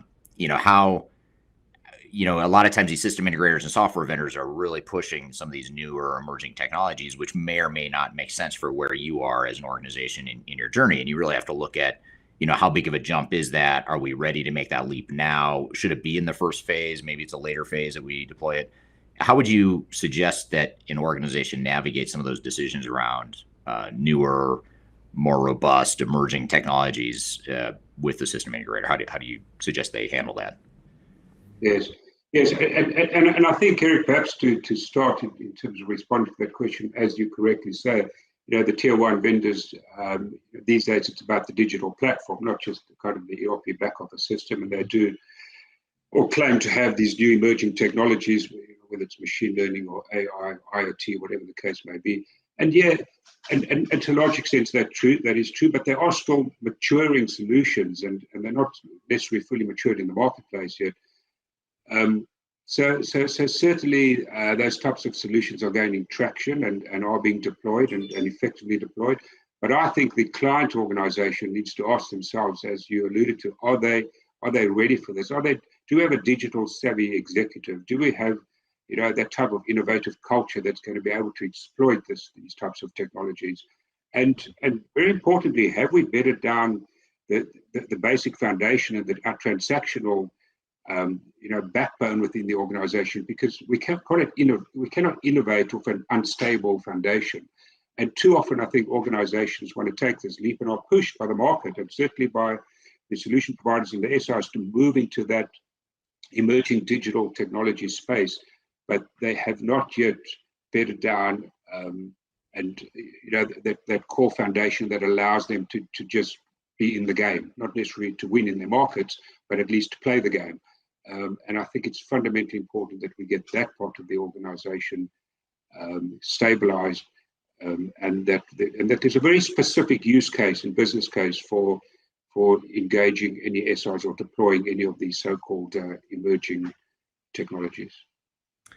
Yeah, and some of these emerging technologies, especially if you look at AI, which is what the specific question was focused on. You look at something like an AI, which really threatens, in many ways, it threatens the status quo. It threatens employees' jobs, because you're potentially automating what someone was manually doing or decision making that someone was making in the past. So the technology itself may be the right fit, or it could be a good strategic enabler for your organization longer term. But shorter term, you've got a real change management issue, which when you look at some of these emerging technologies, I would argue that change management becomes even more important than it already was, which was already very important. But now it's even more important because you're disrupting the status quo even more than you already were. So I guess it kind of leads me to another question, just more of a general question, is what are some of the missing competencies that system integrators don't necessarily have, or they don't do well, even if they tell you they do? What are some of those competencies that are oftentimes lacking, but yet those competencies are going to be critical to the success of your project? So we need to be aware of them and figure out how we're going to plug those gaps. What are some thoughts that come to mind there? Yes, I think that there's some very basic ones, which one almost never sees an SI take responsibility for. So in the data ETL or extraction transformation load area, that is often something that is absent from an SI agreement. Certainly training, SIs like to use this train the trainer approach. I don't think it's particularly effective. Agreed. And there are a number of ones, but Eric, the one that always kind of trips clients up is user acceptance testing. And one often finds that the contracts are structured in a way that The SI is accountable for the integration testing. So let's say 2 or 3 integration test cycles leading up to user acceptance testing. But that's a critical handover point. And clients fail to organize properly for it and properly interrogate the system and recognize that you are now taking on the solution. And your job as a client now is to assess whether the solution's been built in accordance with the design that you gave the SI in the blueprinting or design phase. And clients fail to recognize that they need to organize themselves accordingly to fulfill what is an extremely important role, because beyond that point, you kind of lose your right to recourse. You know, it's a bit late, and specifically post-go live. So being able to build capability to, at critical junctures or intervals in the project, step in and say, does this make sense? Am I happy with this? And then step out and hand that back to the SI and say, yes, we're kind of happy with this. You can now go ahead and deploy the solution. Or even, let me use a typical example. I sit on a number of client steering committees for ERP projects, and very often, and it's quite concerning, go live or deployment decisions are made in one of 2 ways. The SI walks into the meeting, to the final steering committee meeting, where we're going to approve or make the decision whether to go live or not, and says we're ready to go live, and the executive kind of looks at their toes and everybody nods in agreement, and it's a 5-minute meeting and we go live, and often the issues. Or the SI walks into the steering committee meeting and says we're ready to go live, and there's a whole debate about the extent to which we're ready to go live, and is there proper evidence available? You know, what are the key criteria? Is there evidence to support it? Have we met all the necessary competencies, business readiness and training and all those good things in place? And there's a debate about it and a distinct lack of evidence to support any decision. So I think that's just an example of where organizations need to ensure that they are able to build capability to properly interrogate these decisions and make informed decisions on their project and the extent to which they are ready to move from one phase to the next, or sign off on deliverables, or deploy the solution, whatever the case may be. Yeah, really good point. And it's it's another important milestone in the project that is really, really important for organizations and their internal project teams to take ownership of. So in other words, it's only you that should be deciding whether or not you're ready to move past this user acceptance testing into ultimately the training and go live that happens after that. And a lot of times organizations defer too much to the software vendors, or the system integrators, I should say. And ultimately, you really do have to say, are we ready? How confident do we feel? It's amazing to me, we do a lot of expert witness work, which is, for those that don't know, it's expert witness work is when you're supporting a lawsuit. So there's a lawsuit that involves an ERP implementation. Typically, a system integrator and or software vendor gets sued because something goes wrong. And in those failures that we see in these expert witness cases, it always fascinates me how often you hear this dynamic of the organization saying, well, the system integrator told us that everything was fine. They told us that the status was green, across the board. Maybe there's a couple of yellows, but nothing major. But yet we went live and it was a total disaster. So you can't. That's unacceptable. You can't let that happen. And you have to know it. And back to our opening comments about educating yourself and knowing enough to challenge and ask questions and challenge assumptions. You have to know enough to know whether or not the status is really green. If it's red and someone's telling you it's green, you should know enough to know that that's not a green status. Things are not going well, or we're not ready, or here's the risk that we need to mitigate. And that's a big challenge that a lot of organizations face with these system integrators. Professional skepticism. But yeah, professional skepticism. Yes, be a skeptic and be pleasantly surprised if you're being overly skeptic. It's very rare, though, that I see organizations be too skeptical. Typically, they're too optimistic, or they believe too much, and you really have to be you have to challenge it in many ways. So I guess just to wrap it up, I feel like we could talk easily another hour about this topic, maybe even more. But maybe just to wrap it up, what is sort of a capstone question here.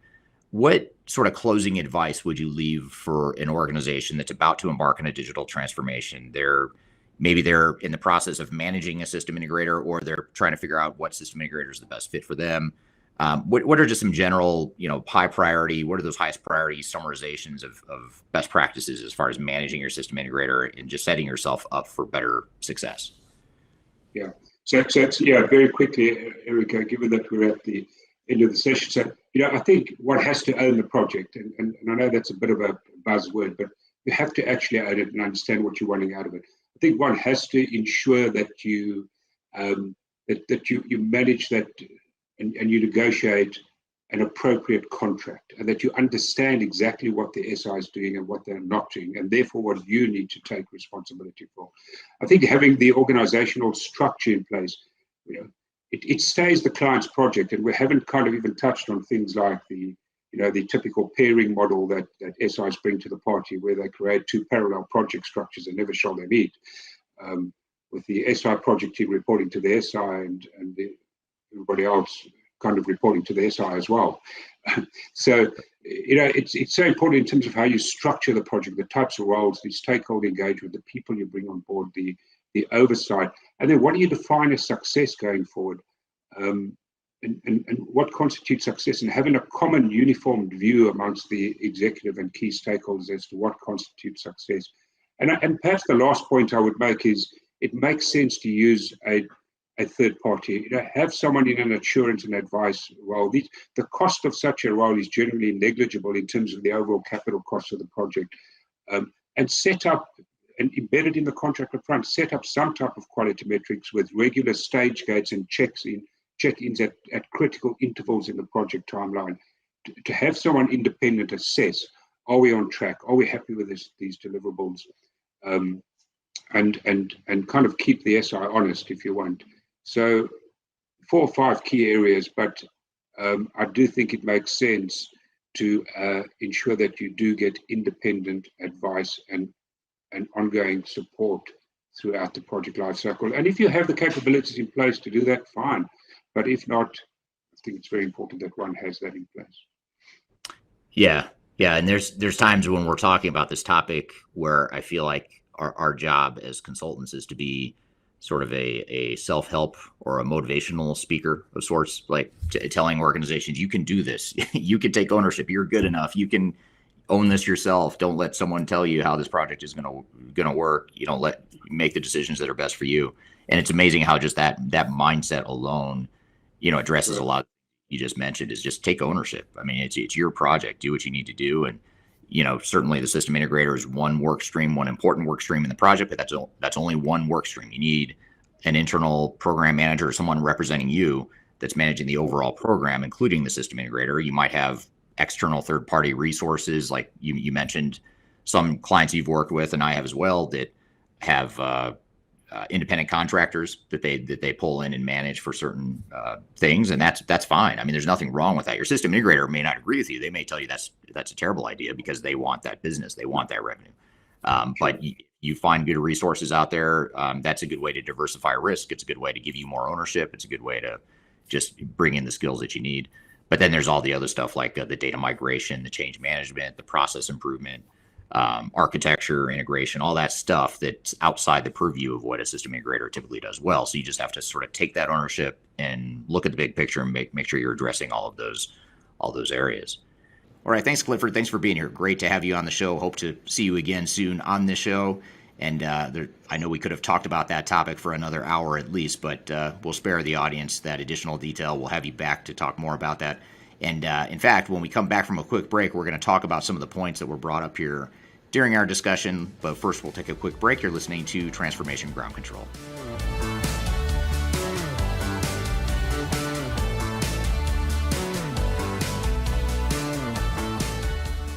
If you are aiming for transformation success, turn to Third Stage Consulting Group.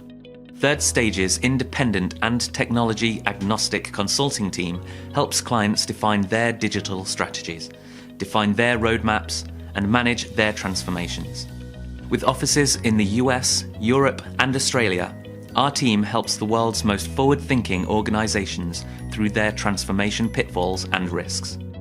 If you are embarking on a digital transformation or business change initiative, contact Third Stage Consulting to see how we can help you reach the third stage of transformation success. Learn more about us and download independent reports, videos, and other best practices at thirdstageconsulting.com.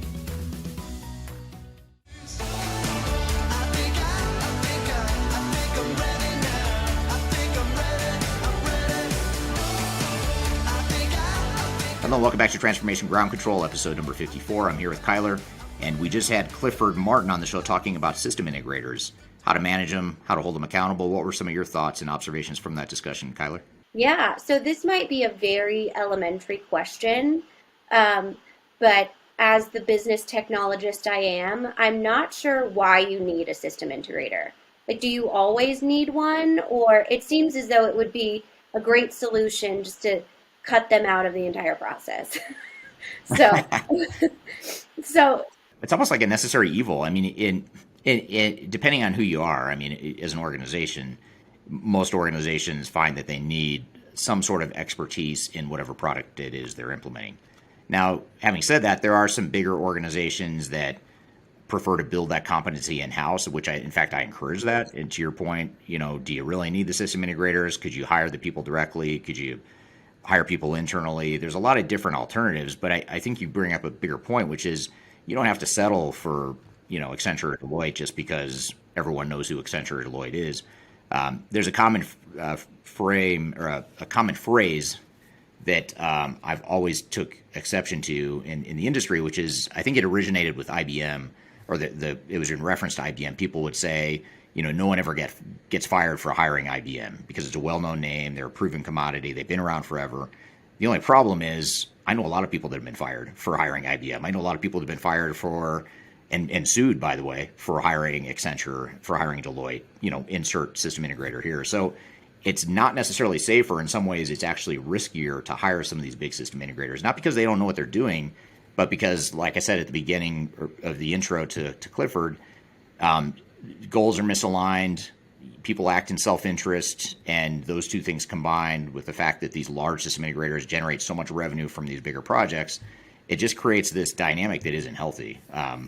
In fact, the bigger the system integrator, the more this is true, it seems that they feed off and thrive more the more incompetent or incapable that you are as an organization.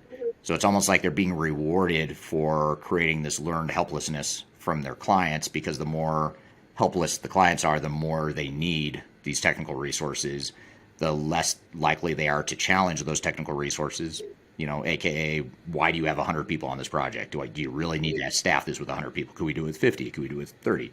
Or whatever the number may be. So those are the sorts of things that, you have to ask yourself. But to your point, no, you don't need a system integrator. You certainly don't need a big one. I think a lot of companies think they have to hire a big one. There's a ton of really good second and third tier implementers and resellers and system integrators out there that too many organizations just overlook. yeah, and I know you and Clifford had mentioned that a lot of times those tier two SIs are honestly more valuable because a lot of them were senior executives at Accenture or Deloitte and had, left to have maybe a little bit more professional flexibility or a little less bias, being pushed to do things that they, weren't exactly aligned with. So a lot of times that's kind of like a wealth of knowledge there, it seems like, and a great opportunity. Yeah, it is, because, I think the average tenure at those firms is like 2 years. And that's about how long I was at at Price Waterhouse when I started my career.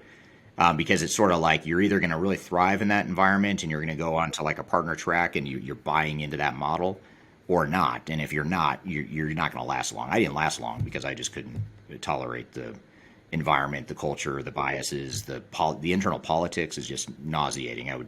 I actually feel a little bit nauseous just thinking about some of the politics that would happen and the crap you have to deal with, pardon the language, the garbage you have to deal with as a consultant there. But having said that, it was a great place to learn. It was a great place to start my career. But I don't think the value I added, to clients that early in my career was worth what they paid for my services. But guess what? No one asked questions. No one asked, why is this kid billing 60 hours a week at $200 an hour or whatever it was I was billing at the time. No one asked those questions, which was fascinating to me. So that's on the system integrators, but it's also on the organizations that hire the system integrators. Why do you let that happen? Would be the question I'd have for executives. Yeah, and that term professional skepticism that Clifford coined throughout your conversation, and just kind of managing to that. And I wanted to ask you about something he mentioned that you could ask for within the contracting phase, since he did stress like that's really where the contracting phase, the statement of work, that's where everything is going to stem from, and making sure that's tightened up. So when we're talking about moving from time deliverables to focus on the quality of deliverables, is that something that you can actually do, and saying like, I don't really want to be billed for your time. I want to be billed, which I'm happy to pay for, when we're done with the project. Not so much the billing timeline, but just the overall process of billing. Yeah, I have mixed feelings on that, because I think a lot of times organizations look for that silver bullet way of mitigating entirely that risk. And on one hand, I get where organizations are coming from. They might have milestone-based billing or quality-based billing or fixed bid projects. A lot of government, nonprofit types of organizations in bigger corporations really like the fixed bid model. They think that that's going to mitigate risk, but it just creates other risks that, in my opinion, are actually greater than the risk you've mitigated by having a fixed bid contract. With more of the quality or milestone or time-based billing, there's pros and cons to each, and there's not a good answer. I don't think you certainly want to get the right contract in place and make sure that you have the right governance, the right checkpoints, the right exit clauses and termination clauses, all that stuff. Maybe you want to tie payments to milestones. That can help. But ultimately, at the end of the day, what you really need is better project governance. I mean, if you just have better project governance and manage the system integrator, take a hands-on role and managing those outside resources, that's more than anything is what's going to solve the problem. You can try to address it contractually, or at least set yourself up for success contractually, but that alone is not going to solve the problem. You have to have good project governance, and the only person that can really provide that is you, the organization. And that's something that when we're working with clients during their implementations, that's part of what we do, is we help them get those controls in place. We help them provide that governance. We help them manage the system integrator so that they're not getting taken advantage of or overpaying for those services for questionable business value. Absolutely. And both of you mentioned kind of that benefits realization work stream.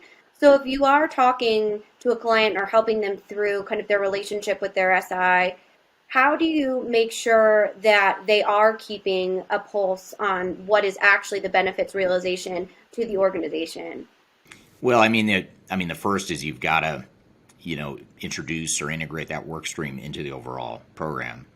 And again, that's usually not something that a system integrator or a technical implementer is going to bring to the table. And they may say it's not important because all we're trying to do here is implement technology.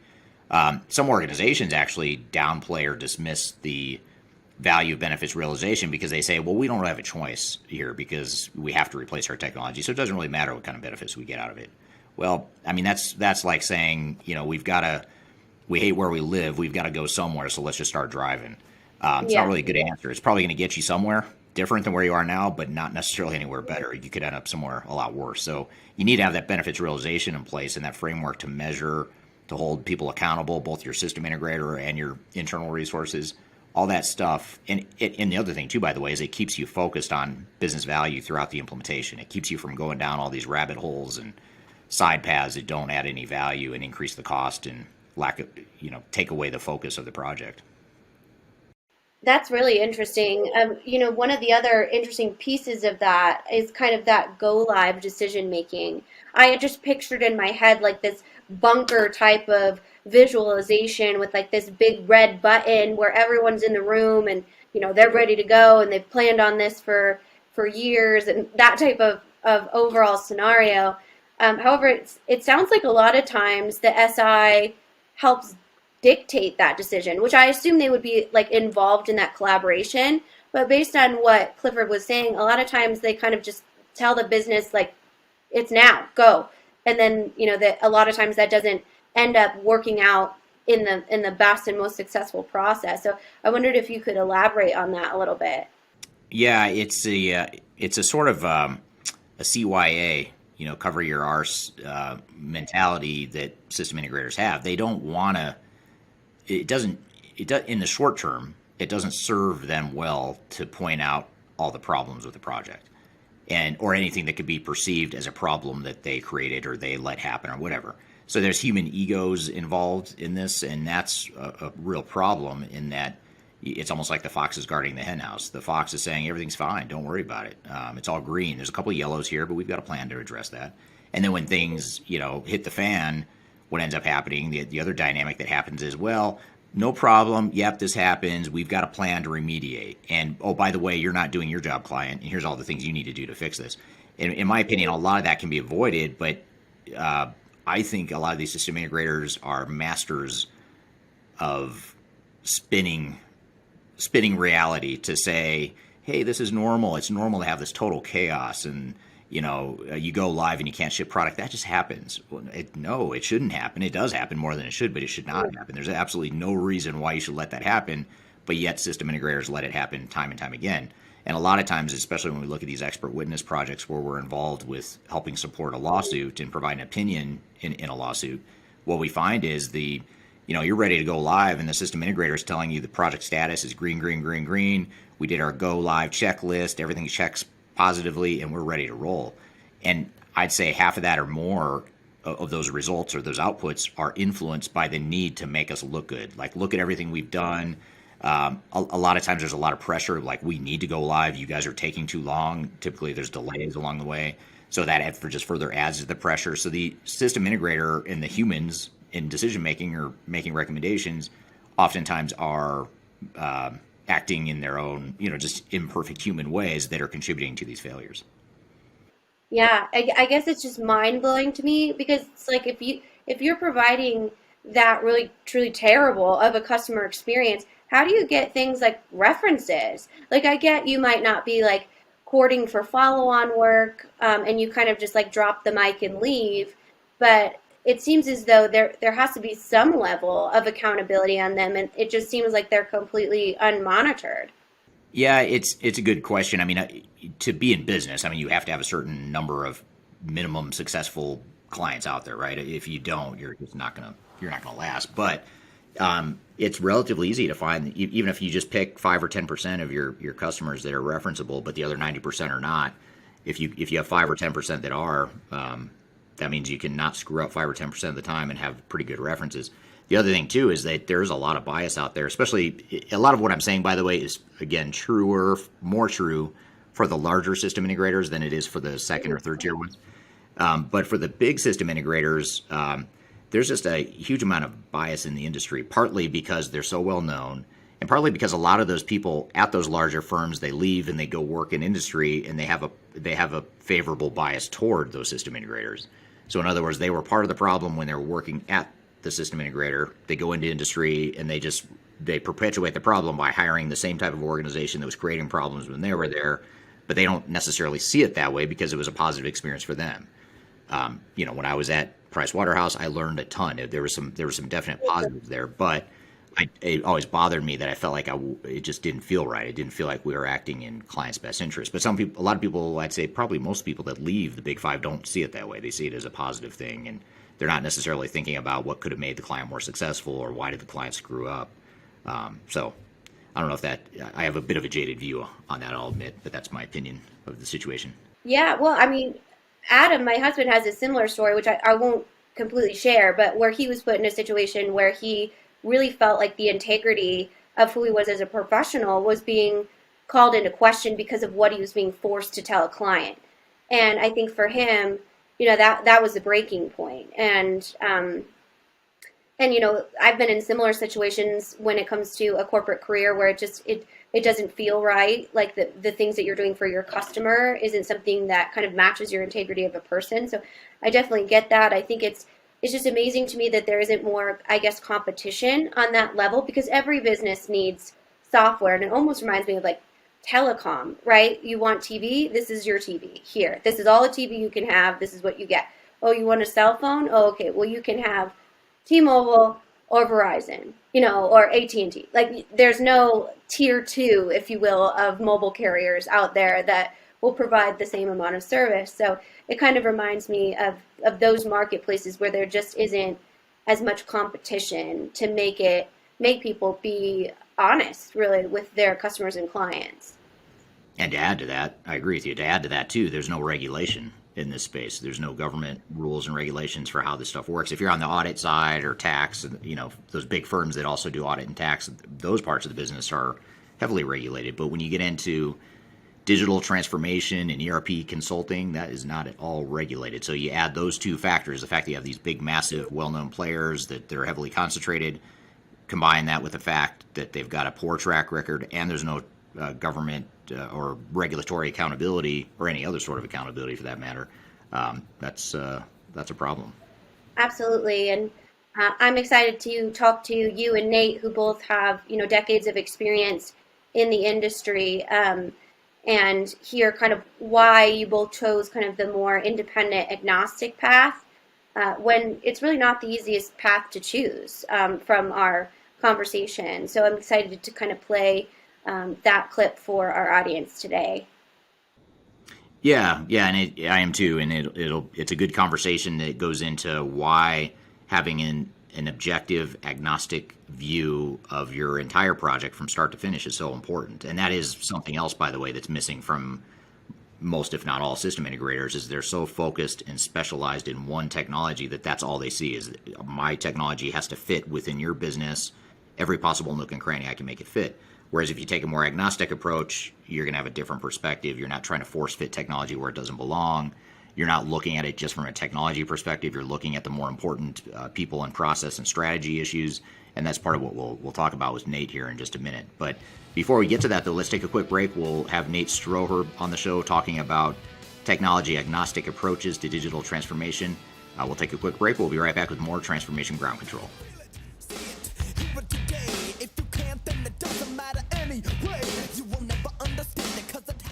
If you are involved in any sort of digital transformation or business change initiative, you will want to download the 2021 Digital Transformation Report. With its comprehensive overview of business and technology trends and best practices, this report is a must-have guide for any transformation project or executive team. Download this free report by visiting Third Stage Consulting at thirdstage-consulting.com. You can also visit our website to learn more about us, or download independent reports, videos, and other best practices. Again, visit thirdstage-consulting.com today to learn how to take your transformation to the third stage of success.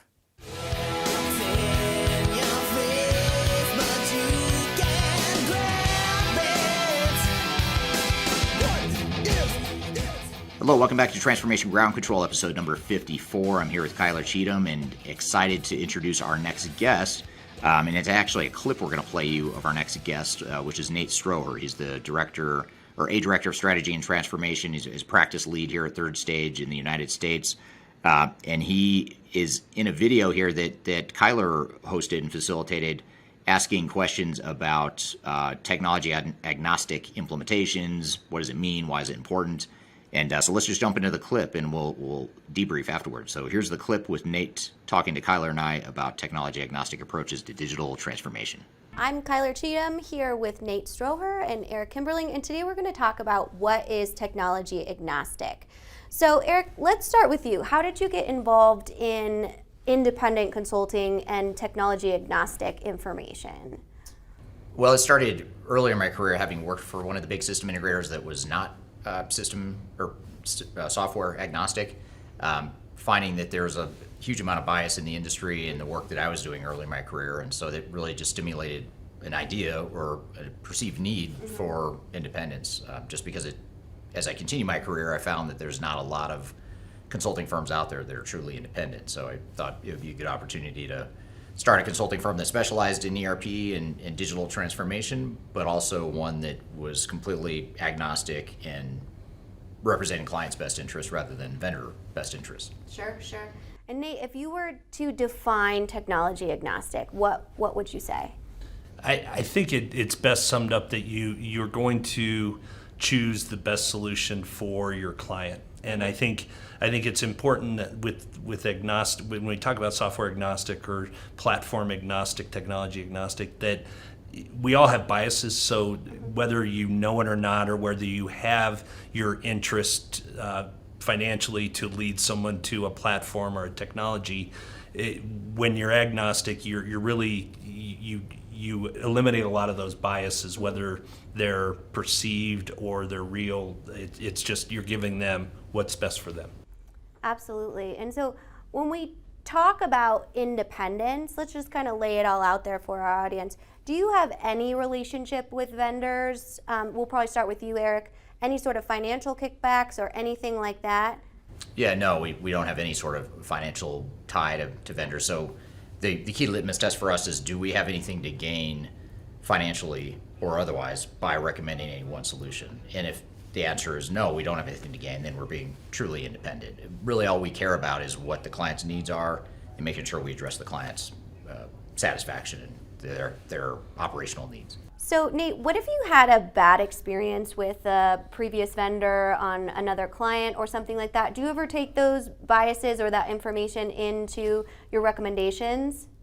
Well, I don't. I think it's kind of important. There's obviously people that you want to work with and that you don't want to work with, but I think it's important to know that with the big technology platforms, there's a team that you're going to work with. So just because you might have a bad experience with one individual on the team or one team out of many of their teams, that doesn't really represent the technology. So again, it's really back to the best fit for the customer. But there is also a little bit of a bias in the sense that we've worked around technology enough that we have a good sense of what is a good fit for customers.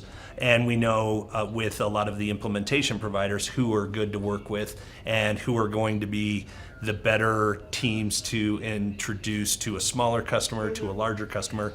So I would say that we're still agnostic, but we do know through our experience in over 20 years in this field who's going to be a best fit for certain customers. Sure. So it sounds like you have industry insight as opposed to bias. Exactly. Yeah. And so, Eric, when you hire people at Third Stage, how do you make sure that they're not bringing any other vendor relationships or anything like that? What kind of expectations do you set for your team? Well, it's a good question, because that's probably the hardest, or one of the hardest aspects of our business model, is finding good people that are knowledgeable of digital transformation, technology transformation, business transformation, all that stuff, but at the same time aren't solely focused on one solution. So typically we don't hire many, if any, consultants that had specialized in one solution and that's it. So someone with 20 years of SAP or Microsoft or whatever the type of experience might be wouldn't necessarily completely disqualify them, but those types of skill sets are harder to break out of that bias or that myopic focus on one technology. So most of the team members we have, if not all of them, have worked across technology platforms. Maybe not every one of them, obviously. Even I haven't worked with every system out there, but collectively, we hire people that have touched 2, 3, 4, 5 different systems throughout their careers, and they know how to deploy them. They know the strengths and weaknesses of each, and they just tend to have a more balanced view of the market than someone that grew up in one specific niche or one vertical. Certainly. Yeah, that makes sense. So, Nate, do you ever experience client bias? Like, say a vendor got to a client before they hired someone like Third Stage, and that client is like, I'm definitely going to need this software. And if so, how do you work through that? Oh, definitely, and almost every client, and in a positive and a negative way. We've, without naming technologies, we'll start on kickoff calls, and someone will say, well, I had a bad experience with this software. We don't even want to consider it. In fact, a client that we kicked off 3 weeks ago said we're not looking at this technology, and now they end up being one of our shortlist vendors that we're going to be working with. So there's always that past experience of a good or a bad relationship with a software or with an implementation provider. I think the one thing that helps, that we always try and talk to our clients about, is that was a completely different situation, and not all past implementations that were either successful or unsuccessful are a result of simply the software or the implementation provider's performance. There is two people in that relationship. There's a client and there's the implementation provider. So as much as we can coach them through the fact that was a past situation, the technology that you dealt with in the past is much different likely than what you're going to deal with today. And the more we can give them try as much as we can to clear their mind of what happened in the past. But we're all human, and we all have emotional baggage that you deal with. And it's also in a positive way. Like sometimes just because you had a good solution 15 years ago, the technology might not be good anymore. And so don't keep driving us down that road when we know there's a better solution that we could introduce you to. Yeah, absolutely. And building on that, Eric, from a independent perspective, do you ever recommend something to a client and then they don't choose it? And what kind of happens with that situation? Yeah, we have a subset of clients over the years that hire us because they want us to tell them what they want to hear. And so oftentimes you'll get a CIO or someone high up in the organization that is, to Nate's points, is sort of leaning a certain way. They grew up or in their past experiences, they have familiarity and comfort with a certain product. A lot of times it's one of the bigger vendors like SAP or Oracle or Microsoft. And a lot of times they'll sort of do their own evaluation. They'll come to the conclusion that they want that same solution for their organization, but there's not internal confidence in that direction, so they hire us to come in and do an independent assessment. So a lot of times we fight internal biases where you're telling the client, we need to tell the client the reality and the truth versus not necessarily what they want to hear. Sometimes it works out that it is what they want to hear and it sort of validates the way they were thinking, but a lot of times it's a recommendation that runs counter to what their biases are. Now, there are times too where we make a recommendation and the client goes against that. And they'll say, well, we like the second option better for these reasons, or maybe they weight the criteria a little bit differently than what we had originally done in the assessment. And sometimes that's driven by bias and kind of getting to the answer they want. Other times it's just other forces at play in terms of them going in a different direction. Yeah. And Nate, how do you collaborate with vendors, specifically when you're brought into a project that might not be on track or achieving the objectives that the client is looking for? How do you make sure that you treat the vendor as a partner, but you also maintain your independence? I think what we try and do, or at least from my point of view and the teams that I work with, is you try and give everyone the same opportunity to succeed at a client.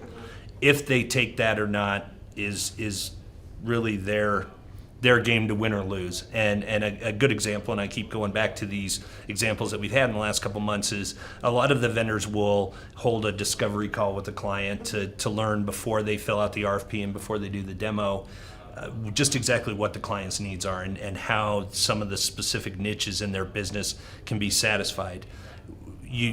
The vendors that want to come in and have these discovery sessions, and the more interaction they want to have with the client, they have the opportunity to, and we'll work with them to give them as much time in front of the client as they want and as they need.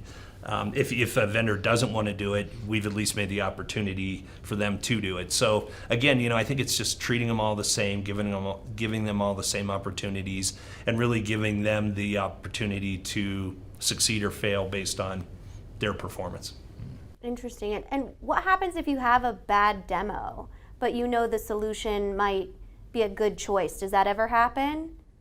Yeah, I think it happens almost. Yes is the answer. That one. Yeah, there's a couple things, and a lot of times a vendor will shoot themselves in the foot, and they're done.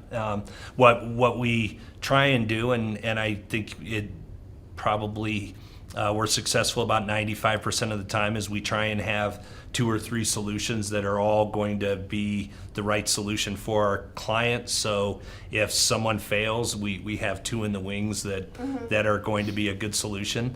Some of the vendors will come in and say that just wasn't our best performance, and they'll have the opportunity to make it up to the client and come in and have either another demo or demo the pieces that they didn't really do a good job showing how they can match their requirements. So it's just kind of a case-by-case basis. But a lot of times you get one shot, and if you really blow it, you blow it.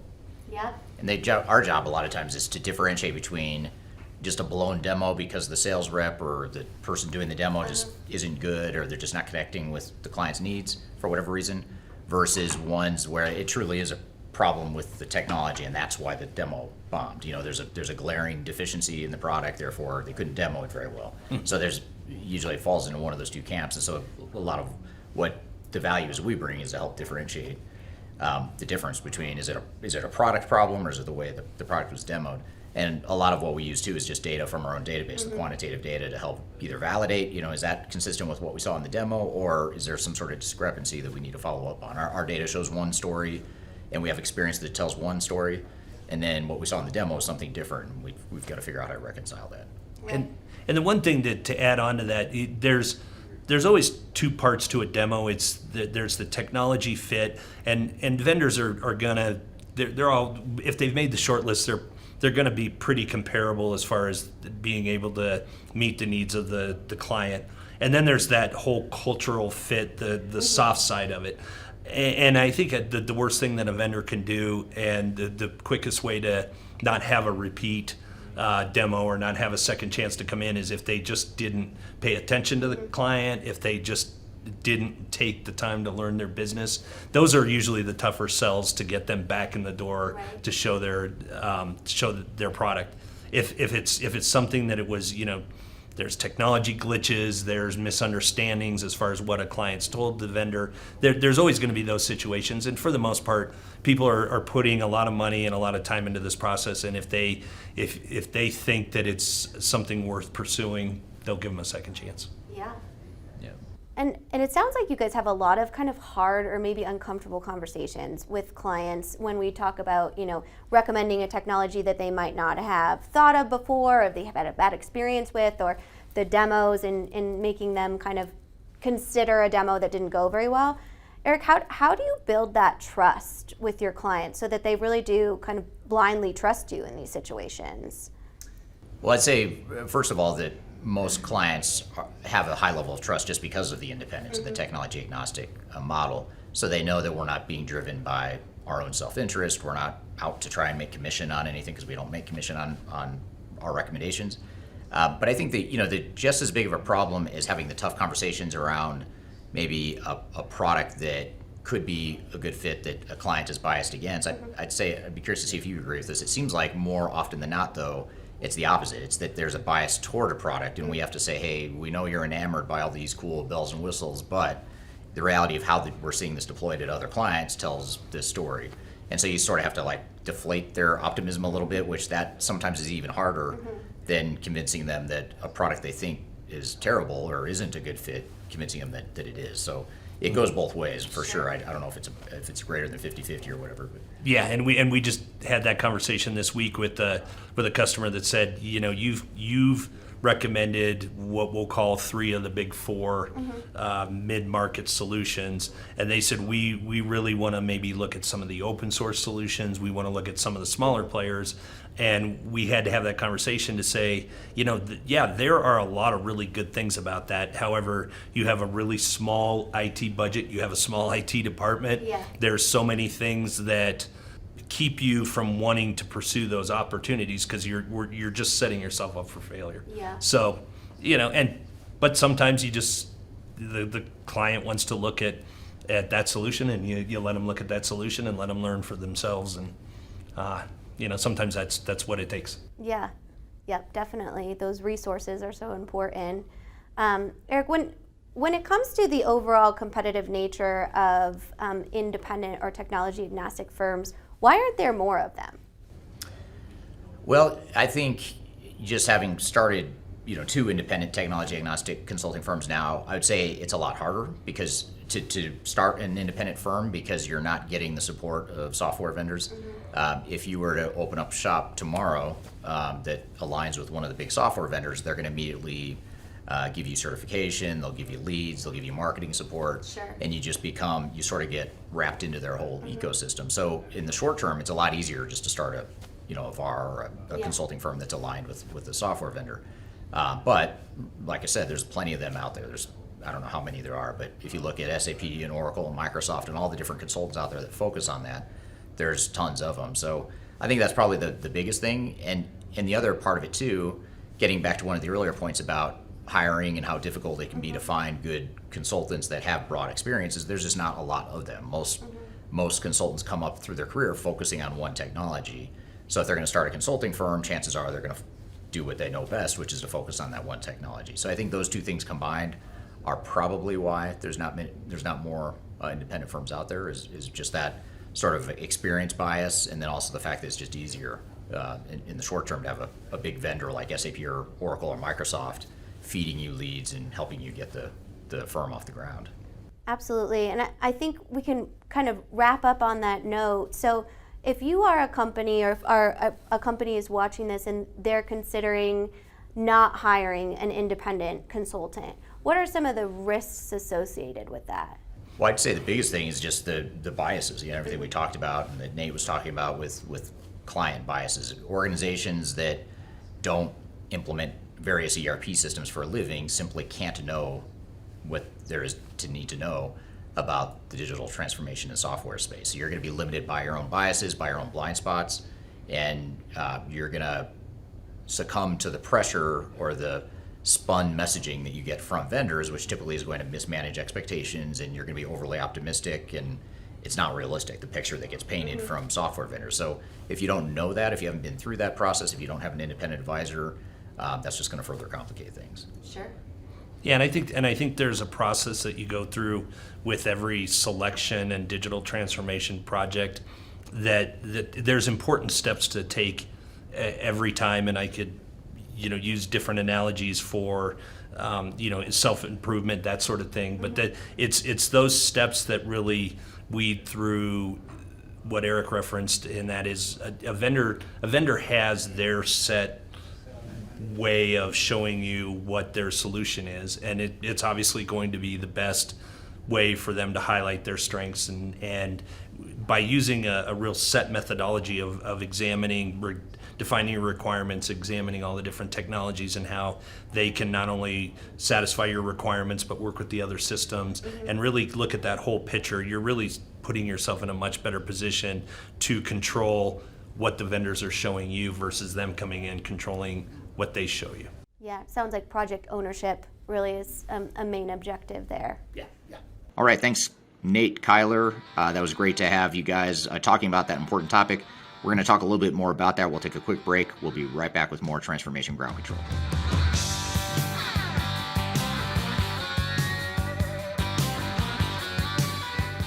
So for all you listeners of Transformation Ground Control, I wanted to remind you of a premier annual event that we host every year. It's called Digital Stratosphere. It's a virtual conference that we've actually shifted to virtual since the pandemic. And we're having our next Digital Stratosphere conference online, virtually, February 8th through the 10th. So I encourage you to register for that. We're going to, myself and others from the Third Stage team will be hosting sessions, facilitating sessions about software selection, how to implement software, what some of the best practices are, change management, digital strategy, program management, all the stuff you need to know to make your digital transformation successful in 2022 and beyond. This event's for you. Registration's free. We encourage you and your teams to join. If you're not able to join us live, which we hope you will, but if you can't join us live, we'll also have, we'll make the recordings available to you. So be sure to register either way. Even if you can't join all of the sessions live, you'll at least get access to the library of recordings. So I encourage you to check that out. There's a link below in this podcast, wherever you're listening or watching. There's a link below to register. And you can also just go to our website at Third Stage, and it's spelled THIRD, stage-consulting.com. At the top of the page, you'll see an icon for registering for Digital Stratosphere. So be sure to check it out. Digital Stratosphere, February 8th through 10th. Hope to see you there. Bad to the bone. Hello, welcome back to Transformation Ground Control, episode number 54. I'm here with Kyler. We just had a discussion with Nate Stroeher talking about technology agnostic digital transformation. So now that you've had some time to digest that video, which you produced not too long ago with Nate and I, what are some of your takeaways from that, Kyler?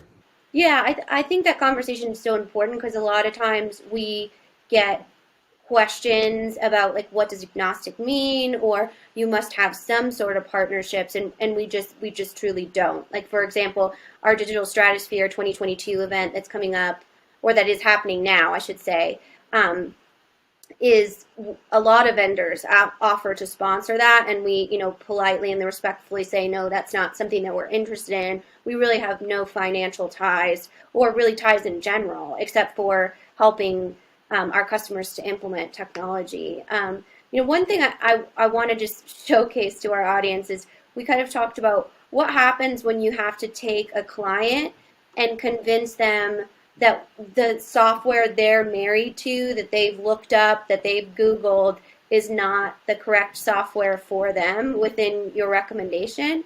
And I thought it was just so, you and Nate are just so good at saying like, well, you know, I understand why you see that, but these are all of the different reasons why, and really laying out those deliverables and that documentation.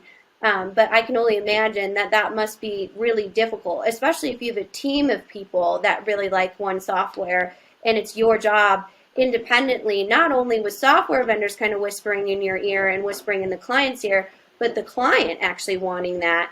And you coming in and saying like, I understand it's a great software, but for your processes, this is not the best choice for you. Right. Yeah, and it's always an interesting situation because it creates such chaos. You know, usually, you know, a lot of times clients have narrowed down the field to two options, and they're sort of a split decision, and they want us to come in and help them get along and figure out what the right answer is. But a lot of times, what ends up happening is that you get the vendors who know that they've got this group in their hip pocket, but not that group, so they're going to go attack that group and talk about how, you know, the priority should be over here, and et cetera, et cetera. So it just gets to be a chaotic situation when you don't have structure behind how you evaluate, and that's where the structure sort of depersonalizes it, takes the emotion out of it, and looks more objectively and more quantitatively at how, you know, what the best solution is. And so that's why prioritization is so important. That's why you don't just have a laundry list of 1,000 requirements. Whoever meets the most requirements is going to win. It's not that simple. You have to prioritize your requirements, focus on the things that are most important to you as a business, and the things that are going to have the biggest differentiators among different systems out there. And that really helps you narrow it down a bit. And also, the other thing I'll say too is, when you're dealing with opinions are open to influence. So, you know, it may be that a certain vendor just demos their product better, and therefore there's a perception that they're a better vendor. Well, that just means they have better salespeople in many cases. It doesn't mean it's a better product necessarily. So that's where, you know, our database of quantitative, objective, independent data to show how these different systems in the market compare across different functions and requirements. We've got, like, I think over 30,000 different business requirements in our database, with several hundred software solutions evaluated against those 30,000 requirements. And it's hard to argue with data. You know, it's somewhat subjective because someone still had to evaluate how well a system could do, you know, requirements A, B, and C, but it's an objective evaluation that it's harder to argue with in that way, and it becomes less personal. So that's one way to sort of cut through the politics and the internal dynamics and the vendor fighting that ends up going along with these sorts of decision processes. Absolutely. It's just, you know, being independent, it seems as though, you know, you're coming in as the business advocate, but sometimes it's your job to tell the business, like, hey, we got to get a lot of things together before we can even really talk about what software we're going to select, because we don't even have any defined business processes, or we need to, you know, get our data management under control. And I think a lot of people don't understand the agnostic is for business consulting too. It's not just, you know, for software. It's going in and completely revamping or helping our business partners and clients do process evaluations, understand their requirements, go in and host these workshops and really become one of the team, almost, you know, completely immerse yourself into the business. So it's a process. It's just not about going in and saying, oh, you want to be able to, you know, like Christy, I just hosted a podcast last week with Christy and talking about the integration of Shopify. It's not that you just want to sell your things online. It's about, well, where are they? How do you get them there? You know, all of those different processes that a lot of times people don't realize that we're also advising on. Right. Yeah, absolutely. And Christy's one of our consultants, or actually she's I think senior manager now, mm-hmm. that focuses on our small and mid-sized companies. So good. We'll have to have her on the show sometime soon as well. Yeah. Oh, yeah. She's great. She's actually on our Digital Stratosphere podcast this week. So she's talking about big data and small business as well. So she does a lot of great data management there. And she has another one coming up talking about family-owned businesses, which is very interesting, and the dynamics around those. But we digress. Right, as we always do. Yeah, exactly. And then, you know, the other thing I thought was really interesting, just in your overall career paths, you know, Nate worked for a bigger system integrator and left, to become more independent. And he kind of talked about his journey there, and so did you, and just seeing the overall opportunity in the marketplace. But again, it doesn't seem like a ton of people have seen that opportunity. And you kind of talked about how easy really it is for a software vendor to come in and say, like, hey, we'll give you a ton of money to start a consulting firm, but you make sure you kind of sell our product first, which I thought was really interesting, because I assume it must be a little bit harder to raise capital as an independent consulting firm as opposed to, getting a bunch of money from a bigger software firm. Yeah, and it's not just the money you get too. It's also the lead generation, the BD support, and so there's a lot of appealing pieces of becoming a partner of a software vendor or an implementer or system integrator or all the above.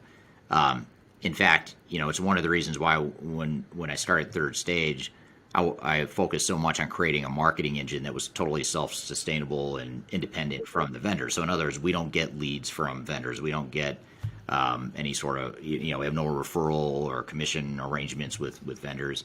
And so there's no economic interest. And I try to keep this as 100% pure, where there's absolutely no economic interest that we have in recommending one product over another or ensuring that a client buys more of a certain technology than not. The only masters we serve are our clients, and that's by design. That's really important. But if we were to have masters that were a software vendor, it's sort of like its own little echo chamber. You start hearing and drinking the same thing, or you start hearing the same things, you start drinking the same Kool-Aid, and it just becomes sort of like your own little reality. And so when you go to talk to clients, you've got an extreme bias that's well baked into your mindset, partly because you're going to get compensated by doing that, but also because that's all you've been exposed to. You've been listening to the same messaging, you've been drinking the same Kool-Aid for so long over time. Whereas we come at it from a fresh perspective because we have the luxury of not being tethered by those biases. Absolutely. Well, definitely a great conversation with you and Nate, and we'll continue to kind of produce those videos just about what is the Third Stage overall brand, just so our audience community can get to know us a little bit better. Yeah, absolutely. And you mentioned the Digital Stratosphere podcast, which is our sister podcast. We actually put out 3 episodes of that show every week, every Monday, Wednesday, Friday. You can find new episodes of that on whatever podcast platform you listen on.